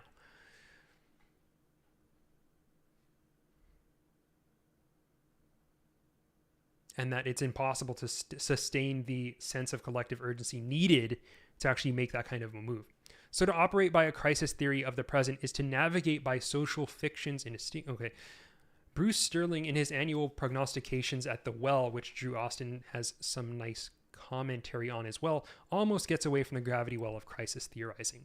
I'm mildly surprised at how much cultural continuity this particular decade has to offer. It's like the year 2020 started and that year has never stopped since. There's something very 2020s about attempting and failing to, quote, turn the page on inconvenient truths that can't and don't go away. That's why each year tends to repeat the last. I wouldn't call that moral cowardice because people do not and cannot really ignore the pervasive problems. They do see them and tend to complain quite consistently about the same issues year after year, but without ever getting much done about them. It's rare to see any public problem that's analyzed, agreed upon, confronted, dealt with, and dismissed. All the crises tend to thrive and to mutate into long-term shambolic debacles. It's a decade that feels the need to marinate in its own distresses, doom-scrolling as a way of life. Unlike Bruce, I am not surprised. This continuity and mutation into, quote, long-term shambolic debacles, though I would challenge the word the debacle part, is precisely what I've been going on about with my notion of the perma-weird. Arguably, once you're in a regime of long-term shambolic evolution, you can't really think of it as a crisis at all. The perma weird leaves us in a perennial state of frustrated urgency, a cortisol-saturated state of being with nothing to do and nowhere to go. And the longer it persists, the more we begin to harbor the growing suspicion that perhaps there is no crisis as such. That for the most part, despite the snowballing weirdness, there is nothing in the circumstances for which a literal crisis response in a biochemical fight or flight sense is appropriate, either at an individual or collective level. Things like climate change and the culture war are not even crises in a figurative sense. They are phenomena that exist on social scales we are simply not used to inhabiting at all, in crisis mode or otherwise. Our intuitions and frames from smaller scales do not apply. These phenomena are persistent strands of disorienting weirdness, and we are leaning to adapt and live with without coping to it. Effective or not, our adaptive responses don't seem to alleviate our sense of crisis or restore any sense of normalcy, new or familiar. We just add or drop strands in our crisis portfolio as the situation evolves. To me, this suggests that crisis thinking is a vestigial kind of cognition, again, like religion. More precisely, an undirected state of generalized crisis is a kind of nostalgia for an imagined present. One that we fail to recognize as a reactionary impulse because it does not anchor to the past. To the extent it is merely imagined, any sense of normalcy associated with it is manufactured, as is any sense of crisis. I have argued before that normalcy is just the majority sect of magical thinking, but if so, by extension, so is any larger sense of crisis. If a situation fails to spark any sort of acute and decisive response at the right scale, but also fails to decisively kill us for failing to respond, is crisis really the right term for it? Is urgency really the right mood for responses? Wow. I suspect it is better to think of normalcy and crisis as paired kinds of magical thinking that define imaginaries of the present. Your particular urgent crisis is a function of the normalcy you choose to fetishize. Your heavens make your hells. This is the Tears of the Kingdom thing, like, in so many clear ways, in my opinion. Like, I think this is kind of what Tears of the Kingdom is about. Like, it sounds insane when you say it like this, when you're reading an article like this or a piece like this. Your particular urgent crisis is a function of the normalcy you choose to fetishize. So, like, to us, normal is Breath of the Wild. I'm sorry that I'm like, this sounds so fucking corny now that I'm talking about video games, but like, I'm not talking about the sense of crisis and what's happening globally here. I'm talking about what's happening in Breath of the Wild and how it relates to stuff that's happening in the real world. Okay, if we take it in from that direction, it's a little bit less cringe. But the game is very much about what the normalcy we choose to fetishize. Like the fierce deity fucking armor set that's described as like, sorry, this is like a thing that I found pretty early on in the game, but like the description is like, from a time when the moon threatened to fall on the earth. And it's like this legendary time of like this hero who saved the world. And it's like, that's what's normal to us. Like, that's what the world should look like. But when you think about it, like Majora's Mask, nothing about what was happening in that game was normal. Obviously, the Majora's Mask may be the biggest anomaly in the Zelda series, but if we take any hero of Hyrule, any Link, any Zelda of the past, like what they were doing was not normal in a lot of senses. And what was happening was not normal. It's just that the way that we saw it felt normal compared to what is happening now. At the same time, it feels like Tears of the Kingdom is a game that is like most explicitly trying to create a world where everything feels like it's not what it's supposed to be, where everything feels like it's like out of line with what normal is in the Zelda universe. It is weird to talk of the present in terms of imaginaries. We are comfortable with the notion that past and future can be imaginaries. We talk of normalized versus revisionist histories and of ranges of speculative futures, but the present seems less open to such speculative understandings. The past and future seem to fan out behind and ahead of the narrow bottleneck of constrained possibility that we inhabit and name the present. Surely there is no room for nostalgia and imagination there. This is also super Tears of the Kingdom. Like, we're talking about the past, we're talking about the future. Like, this is exactly what I was talking about. And Kyle, this is this podcast, dude. Kyle brings this shit to me, and this is like exactly what I was trying to get at.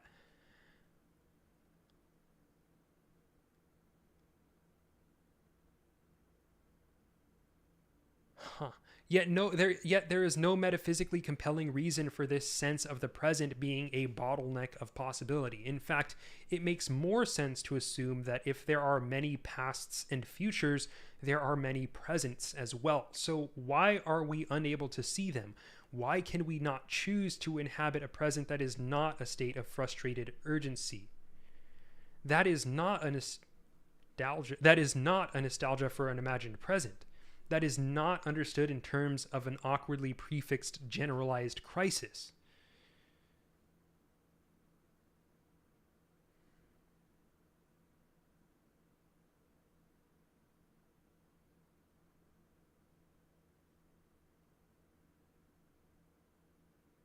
I think this is happening because we are attached to a fixated sense of personal agency that is inseparable from a fixed sense of the present.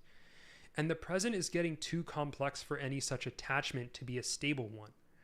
So you are forced to choose moment to moment whether to perpetuate your sense of a stable normalcy or your sense of your own agency. If the show must go on, you must accept helplessness within it. If you reject helplessness, there is no show.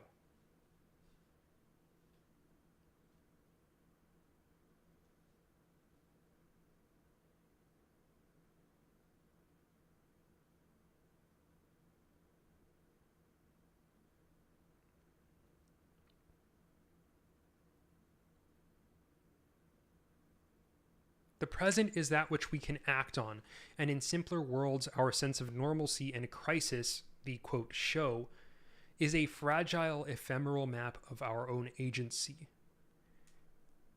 And because this agency is necessarily a function of individually varied stakes and capabilities, we cannot help but see different patterns of normalcy and crisis in the world around us. Patterns that get harder and harder to reconcile into sustained shared understandings and imperatives as the world gets more and more complex. The simple consensus show turns into a complex shit show that no two people process in the same way. With apologies to Tolstoy, every simple show is the same to all players, but every player experiences a complex shit show in their own way. The world has gotten more complex than we can imagine shared overlays for, and this presents as a persistent weirdness that leaves us with the nostalgia for a shared imagined present that we can process into a persistent sense of generalized crisis. But consensus failure is not necessarily a crisis except to nostalgic imagination.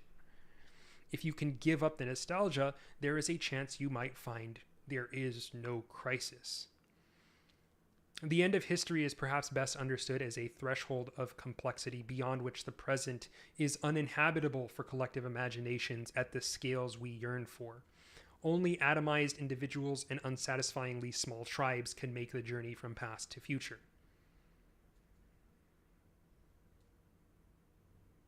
The post-historical present, unlike the past and future, is a lonely place.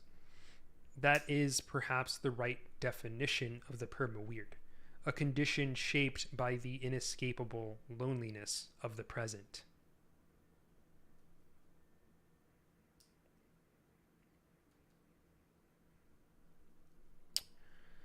A lot going on there, especially toward the end.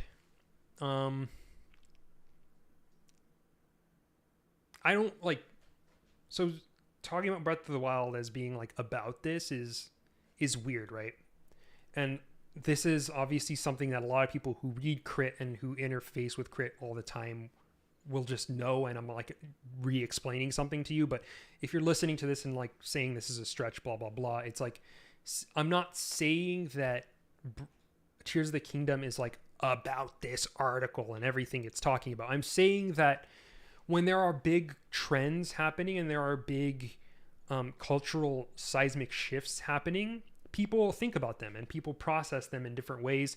And when you're creating a massive piece of art and you have things in your mind, sometimes you just so happen to make your thing about these large cultural movements that are happening. And I don't think it's weird to I don't think it's too far-fetched, the concept that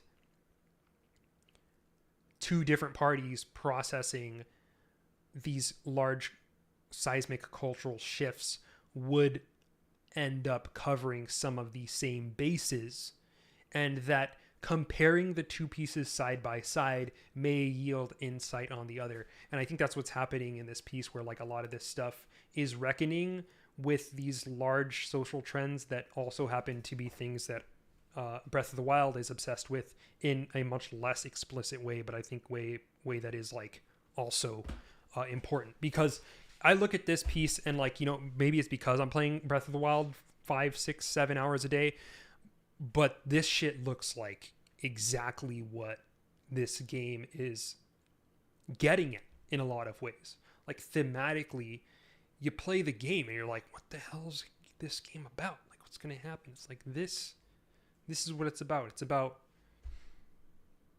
creating a present as an attempt to cope with the loneliness of the world.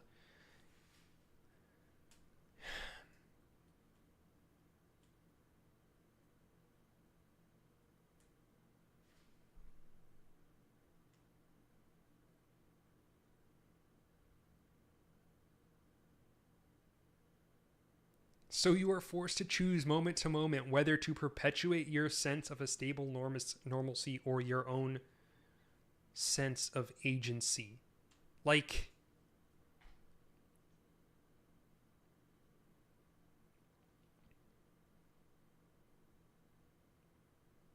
what we're talking about with tone in this game, and Breath of the Wild. Like Breath of the Wild set the tone in a very literal way, where it was like, this is what this world feels like, and it was confident in that, and it created this like very confident setting as far as what it should look and feel like.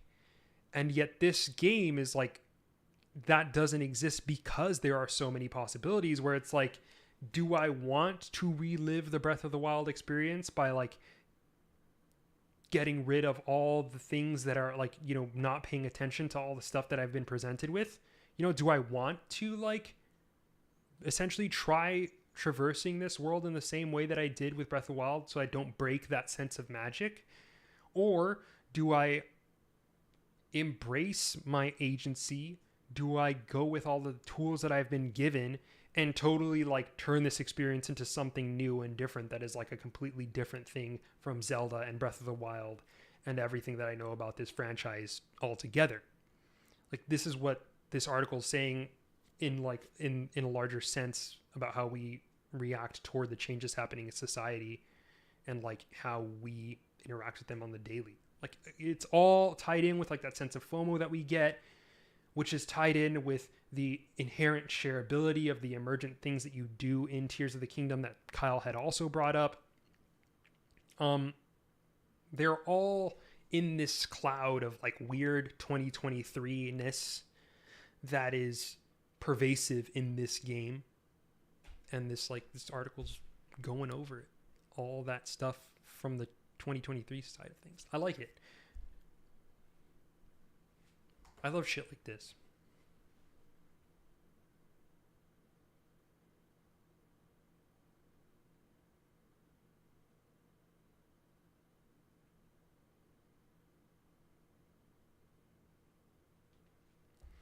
Okay, so I'm going to record this right now, but to introduce this episode, I just want to say that hello, this is Josh Calixto, one of your hosts of Bad End Podcast. I'm recording this as we stream, but I just want to say before the episode starts that Kyle had to dip out for a little bit during the recording of this episode, so I kind of wanted to fill in some airtime. And the way that I did that was by reading this article that he sent me. It's a really great article. If you want to check it out, it's called The Perma-Weird. It's by Venkatesh Rao. If you want to check that out, at Ribbon Farm Studio, one word. But there was essentially a large part of this podcast that I have devoted talking by myself about this article and reading it out loud. And I don't want to include it in the audio of this normal podcast, so I'm just like kind of pasting it at the end. So if you listen past the ending of the episode, you'll hear me read this article aloud and talk about it in terms of what the game is about, because I think there's a lot of really great insights in this article, and I think that it lines up really well with what's happening in the video game that we talk about. So if you listen to the episode and you feel like you still want to hear more, you still want to hear us like wax philosophical about this game and to have a few more like through lines to draw with society at large, then yeah, go ahead and listen to the rest of that. But here's the episode. Thanks for listening.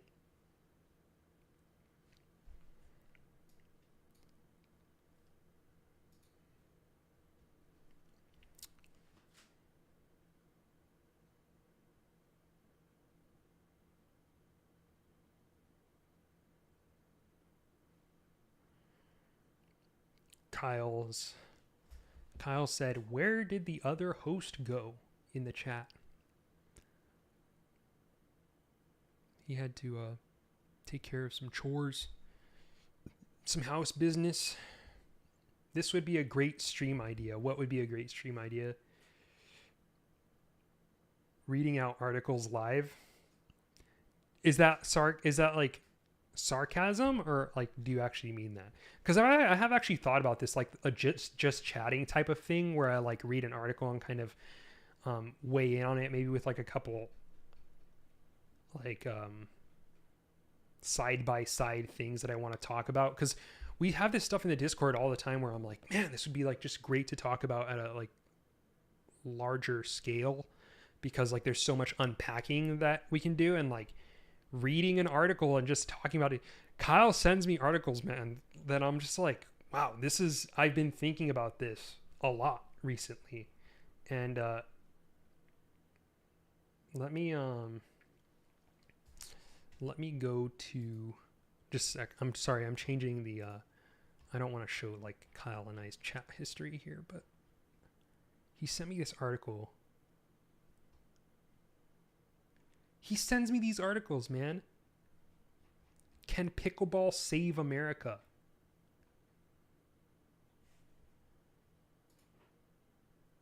Oh God. Oh God. Okay.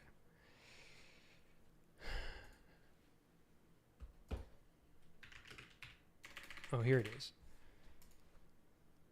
So this was like something I had been thinking about, not about pickleball specifically, but about sports. And it's been at the top of mind recently, and the way that sports are designed and the way that esports are designed and the communities that we create and how the sports that we create and the things that we want to see from our sports perpetuate and bolster our sense of like what we value in society, and how they like hold up long held social stigma and long held social paradigms that are like not necessarily good. And when you see the alternative, you're like, wow, like this could be really cool. And this article is ostensibly about that, but I never actually got the chance to check it out, even though Kyle sent it to me. The sport, beloved for its democratic spirit, could unite the country if it doesn't divide itself first. Oh, Kyle's back. Hey, I was just reading articles and talking about them. oh great, to be recorded or just vamping? So I read the article that you sent me, and I'm gonna put that in like at the end of the episode as like an optional. If people want to listen to it, they can. Ooh. Yeah, a little extra bit. So I recorded a pre-episode thing where I'll just say like, yo, if you want to listen, there's gonna be more stuff after the episode. That's just like appendices. But that's a good ass article. The Yeah, Perma man. Weird. Yeah. And didn't I even was think reading about- it and I was like, this is everything that we're talking about with this game, dude. Yeah. I think especially in like relationship to, so the article is like, do you want to just start podcasting again? Yeah, sure.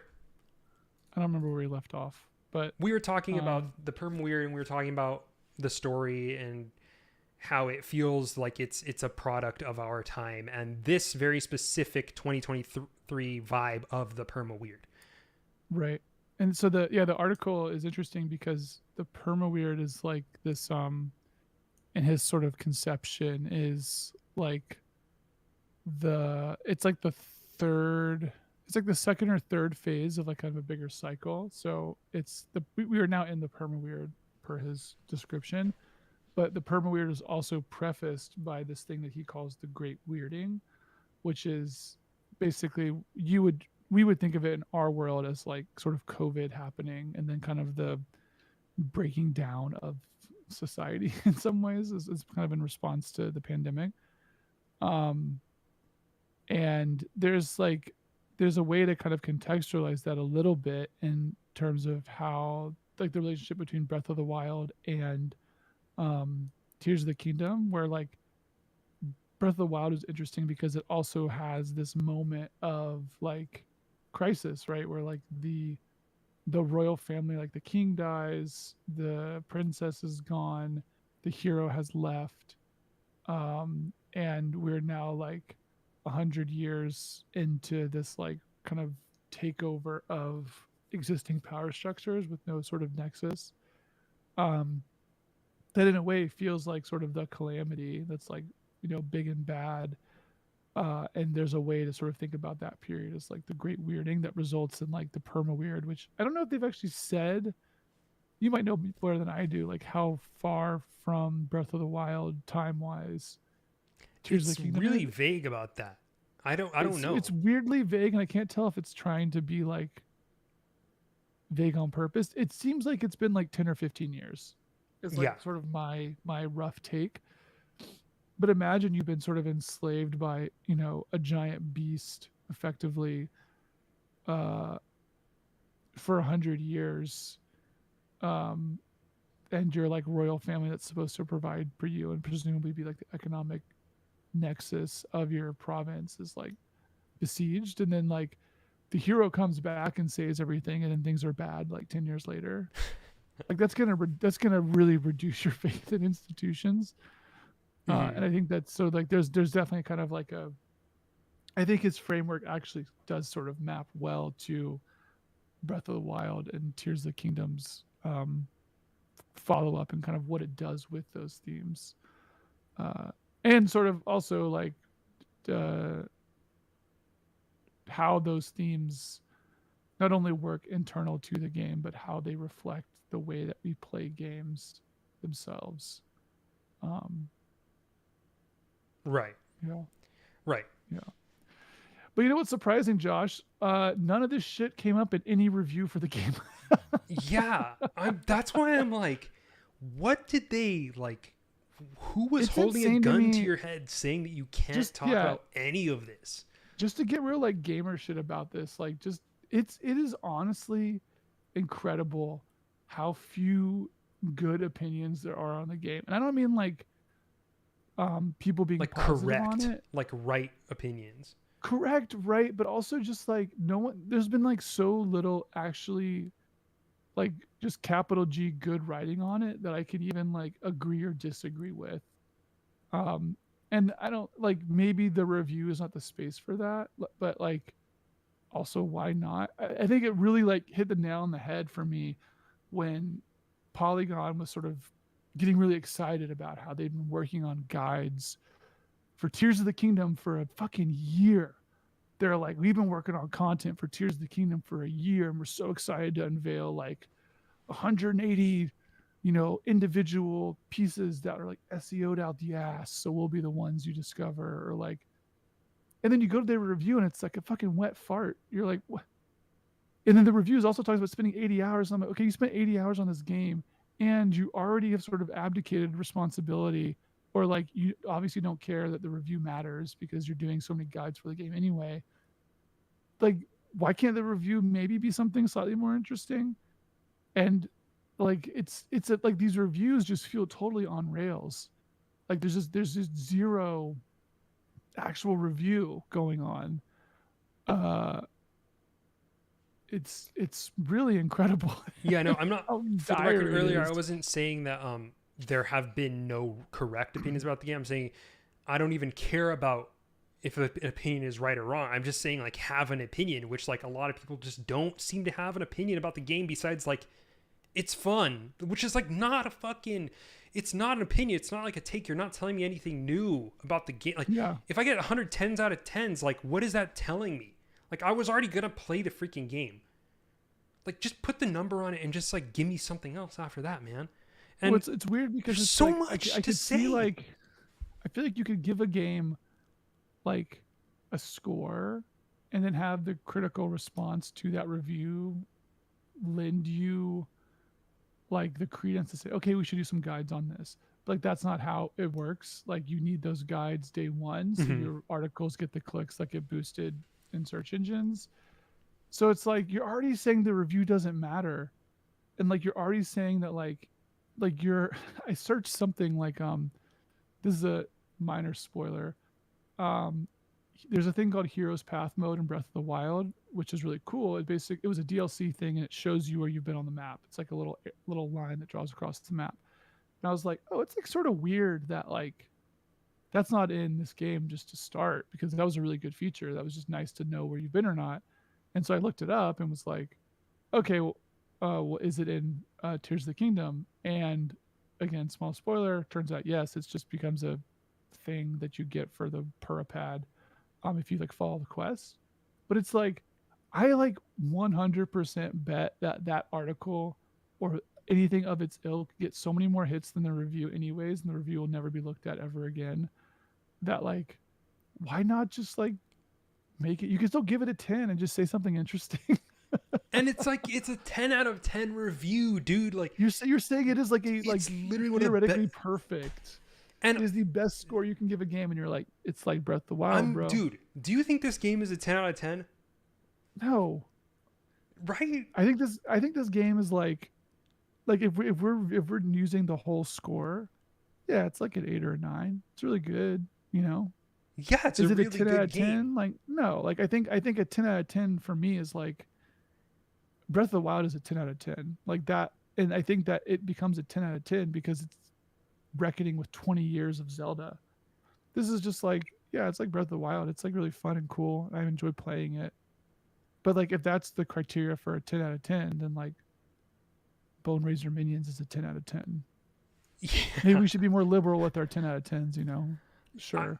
I mean, it's like to But me, it's like, there's an aspect of influence and an aspect of like, yeah, again, doing something new and like reckoning with all these like larger ideas.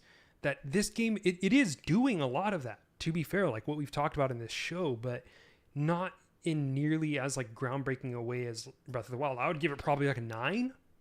I mean, not yeah, to get into the weeds about it. I don't even think I don't think it's weird to give it a 10 for the record. I think But you if you're should gonna buy make it that and play argument, it, you you know? should have a strong argument for why it is a 10 compared to like a Breath of the Wild. You know, like you make an argument, man. Like say something about why it's good that I haven't heard that might make me And think about this game in a different way. too, it's like so much of not only that, but it's like the stuff that is said is so like neutered for fear, like you're saying, of like invoking the wrath of gamers. That's That what I'm like, saying. Like it's so there's so much fear in these reviews. yeah, it's sort of just like, and it's so dumb because like I said, no one cares like a day after release that like they said something. I feel like you should just put a review up and say this review has spoilers in it, and then just say like whatever. Yeah. It's also like especially dumb because the fucking art book and the game leaked like months before it came out, so it's not like there were no spoilers in the wild already. Yeah. And also, like, I feel like we've done a pretty good job to talk about it on this podcast without really spoiling major things. And we're still able to, like, say something about it despite not having played the whole game. Like, it's clearly playing with these things that are, you could talk about, that I'm sure kind of get developed even more over the course of the game, but I don't think a requirement to saying something about the game, especially when reviewers will already throw around this, like, barely scratch the surface phrase. So they're already abdicating responsibility for saying that they played the whole game and yet feel a need to comment on it, which is fine. But then it's like, okay, we'll say something then, you know, like make some claim. Yeah. Brood says there's a lot in the game of Zelda taking direct action, building community, education, and infrastructure to help rebuild after the last game, but tons of it hitting the fan come Tears of the Kingdom. Yet these structures keep on. Yeah, it did get the sense that, like, you know, at the beginning of the game, the beginning of this game is so weird too. Can we talk about that? Because, like, you get the sense that, like, after the previous game, they're like, oh, we're rebuilding Hyrule, blah, blah, blah. And then they're just like, let's go see what's in the basement. It's also funny. It's like, what the fuck were you doing? You have how long has this castle been here? And you never thought you never thought to look in the fucking basement? Like, what? All this, you're telling me all this stuff was here and you only saw like trace amounts of it on the world, and then now the entire world is covered in Zonai shit? Like, what?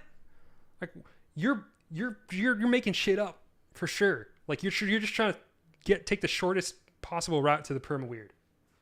100%. Yep. I know there's Jacob Geller. We got to get Jacob back on the show. Were you on the episode that Jacob Geller was on? No, I missed it. I was really sad to miss that one. Yeah. We got to get Jacob back on the show because JG was talking about, you know, this is the type of thing where he has like 20, you know, an hour-long video dedicated to like just talking about this exact thing and like referencing all the articles that we talk about here. I'm going to write an article on Tears of the Kingdom and the Permaweird, and then Geller's going to make it into a video. It'll be a true super culture collab. It's a real Geller kind of concept, I think, this Permaweird thing. Galarian. Like Gellerian. Gelleresque. It's Geller, yeah. Oh man, there's so much more that I want to talk about with this game that I'm sure we should do like a follow-up podcast in like a few months where we've like played more and like the dust has settled a little bit. Yeah, I agree. Any other ideas that you have about this game before we start wrapping things up? Nothing yet. I'm really interested to see, like, I think sort of like what we were just saying, I think to say maybe like hopes and dreams, right? So we talked a lot about what the game is so far. You're further than I am, but I am interested to see how things have changed. I think actually, I think it was the Simon Parkin interview with Phil Fish on his new podcast, on Simon Parkin's podcast, where Phil Fish mentioned that one of his favorite things, I think it was Phil's. Yeah, I think this was Phil Fish's thing. He said that one of his favorite things in games is like them happening in time, like time sort of passing as a thing. And I think that it's actually pretty rare in games to have time passing. Everything sort of feels often like a snapshot, in part because time passing is like very expensive, like from a production standpoint. So like, I think that seeing that in Zelda will be really interesting to sort of see where characters go. I'm only going to be like half oriented towards that just because of how much I played Breath of the Wild and sort of where I played Breath of the Wild at. But at the same time, I think that will be interesting to see. I'm interested to see like the kind of new big shit. Like, I don't know what any of it is. I know some of it exists. I think it was actually there was the Polygon review that was like, you remember Sky Dragons? Well, there's like stuff like that. And I'm like, all right, cool. We'll see. There is. So I'm excited to see stuff like that. I'm excited to build some more stuff, but I think it's a sort of weird thing where, you know, you don't know what you don't know.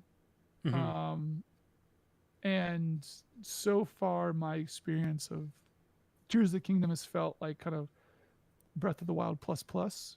And so we'll see I'm interested to see when and how it kind of gets past that. And when I see that, you know, who's to say what the actual moment is? But I am now interested in playing through more of the story to write this article. But I think also, like you, I'm taking a way less ponderous approach to this game where I'm like, I mean, I have a kid now, so I can't just wander around grassy fields for hours in the same way. So I'm going to I think stick much more closely to the story. So like right now I'm headed to Kakariko Village. I'll probably head to like Hebra after that. I just gotta see what's going on, because it does seem kind of like what you're saying. It's just a lot more dense too, I think, in terms of what it's offering in terms of like kind of on all fronts. So, oh, one last thing I'll say is I think it's interesting that you cannot share Zonai creations as a thing. Because I sort of think, like, coming off of Animal Crossing, I would be surprised if there were not very compelling arguments for doing this for this game. Basically being like having some thing where you like go to a tower and you can like download your friends' Zonai devices or whatever and share them. But I think their choice to not allow, and it just that's not, I'm not just like grasping at straws here, right? There's clearly a precedent for this in like Animal Crossing. Nintendo's like way more interested in social stuff, it seems like, so it's not crazy that they would consider this. But I sort of think it's good that they did not do this, because I think what you would get is that you would just get like this kind of weird anteing of stuff where like you basically just like wait for your friend to like through some game of telephone like get the good device and you just download it and never think about it again. So by kind of preventing you from just kind of being able to get the best thing, you kind of get to explore it on your own.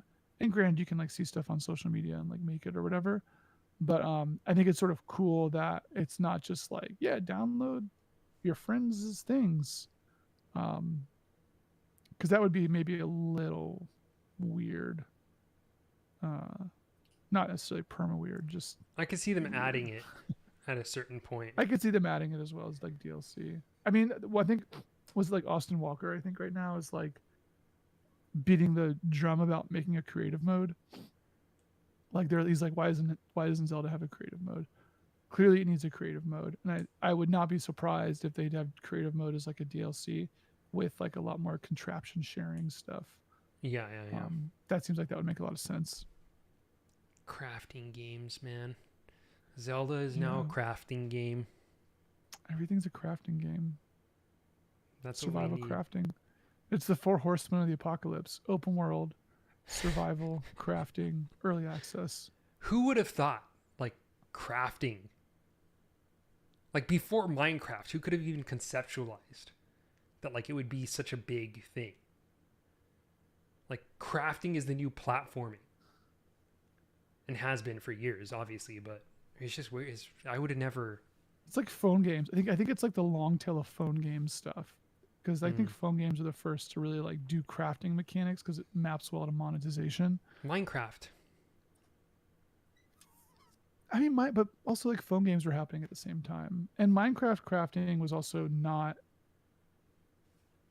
Very few people actually do Minecraft style crafting. Yeah. It's kind of like open-ended grid thing. It's much more like material combining, which I would say is much more mobile gamey.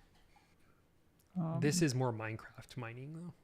Minecraft crafting, which is probably why it's like the Zonai shit. Oh, like the Zonite, that's like way more mobile gamey. Yeah. But I need some. We even got the gachas in there. We got the fucking gachas in there. Yeah, again, like what the fuck? That's such a weird thing. You put a freaking gacha in your game, like that's like some fucking Genshin shit. Like that's like literal gacha. Like, and yeah. People, I don't know, man. I get way too like annoyed about the amount of people who like hate when people read into this stuff, even though they put literal gachas in this game, bro. You don't think they're like making some kind of commentary on that? You don't think they're like, Link uses an freaking Nintendo Switch? Yeah. It takes pictures of stuff? Like, what? Come on. Like, it's the most, like, there haven't been analogs like this in previous Zelda games. Like, I guess this is another point, like, in favor of what we're talking about with this very, like, 2023 perma-weird thematic stuff going on, where it's like, they haven't had this shit in previous Zeldas where it's like, he's got an iPad. Like, he's using a gacha machine to get new stuff. Like, there might have been something, to be fair, that was similar Slate in was like, Well, the Sheikah Slate, but I'm thinking of, I think in Oracle of Seasons and Ages, I think there was some like weird thing. But I mean, yeah, it's You like use a not. flip phone. No, there's like, I think there's like a Game Boy or something. I don't remember. Oh, okay, maybe But like, yeah, I mean, but I think like regardless, yeah, it's like it's much more in your face where it's like Link has an iPad. a gotcha machine, a literal gotcha machine is like extra. Like that's out of pocket. Yeah. But yeah, we're gonna chew on this thing a little bit more, and we'll let you know what we're thinking in a few months or weeks or whatever. Because there's a lot here. I think we got to some of it that I hadn't heard talked about before, which is really was all I wanted out of this episode, and we got it. So, if you want to hear more, listen after the conclusion end song, and I'll read it and the entire article that we're talking about earlier in this episode, and go into detail about how I think it connects, along with some random fucking tirades about why aren't they talking about this stuff in the reviews. But Tears of the Kingdom, weird world. It's all here. It's here. It's here. It's all here. You ready to wrap up? Yeah, man. Let's end it. All right. This has been Bad End Podcast, episode 123. Thanks again for listening. Again, you can find us on Twitter at Bad End Podcast. Rate us and review us on iTunes. If you want to contribute and be part of our wonderful Discord, patreon.com/badend. Help us out there. Yeah. Super Culture. Check out Bullet Points. Heterotopias. Friend of the show / Super Culture member Gareth Damian Martin.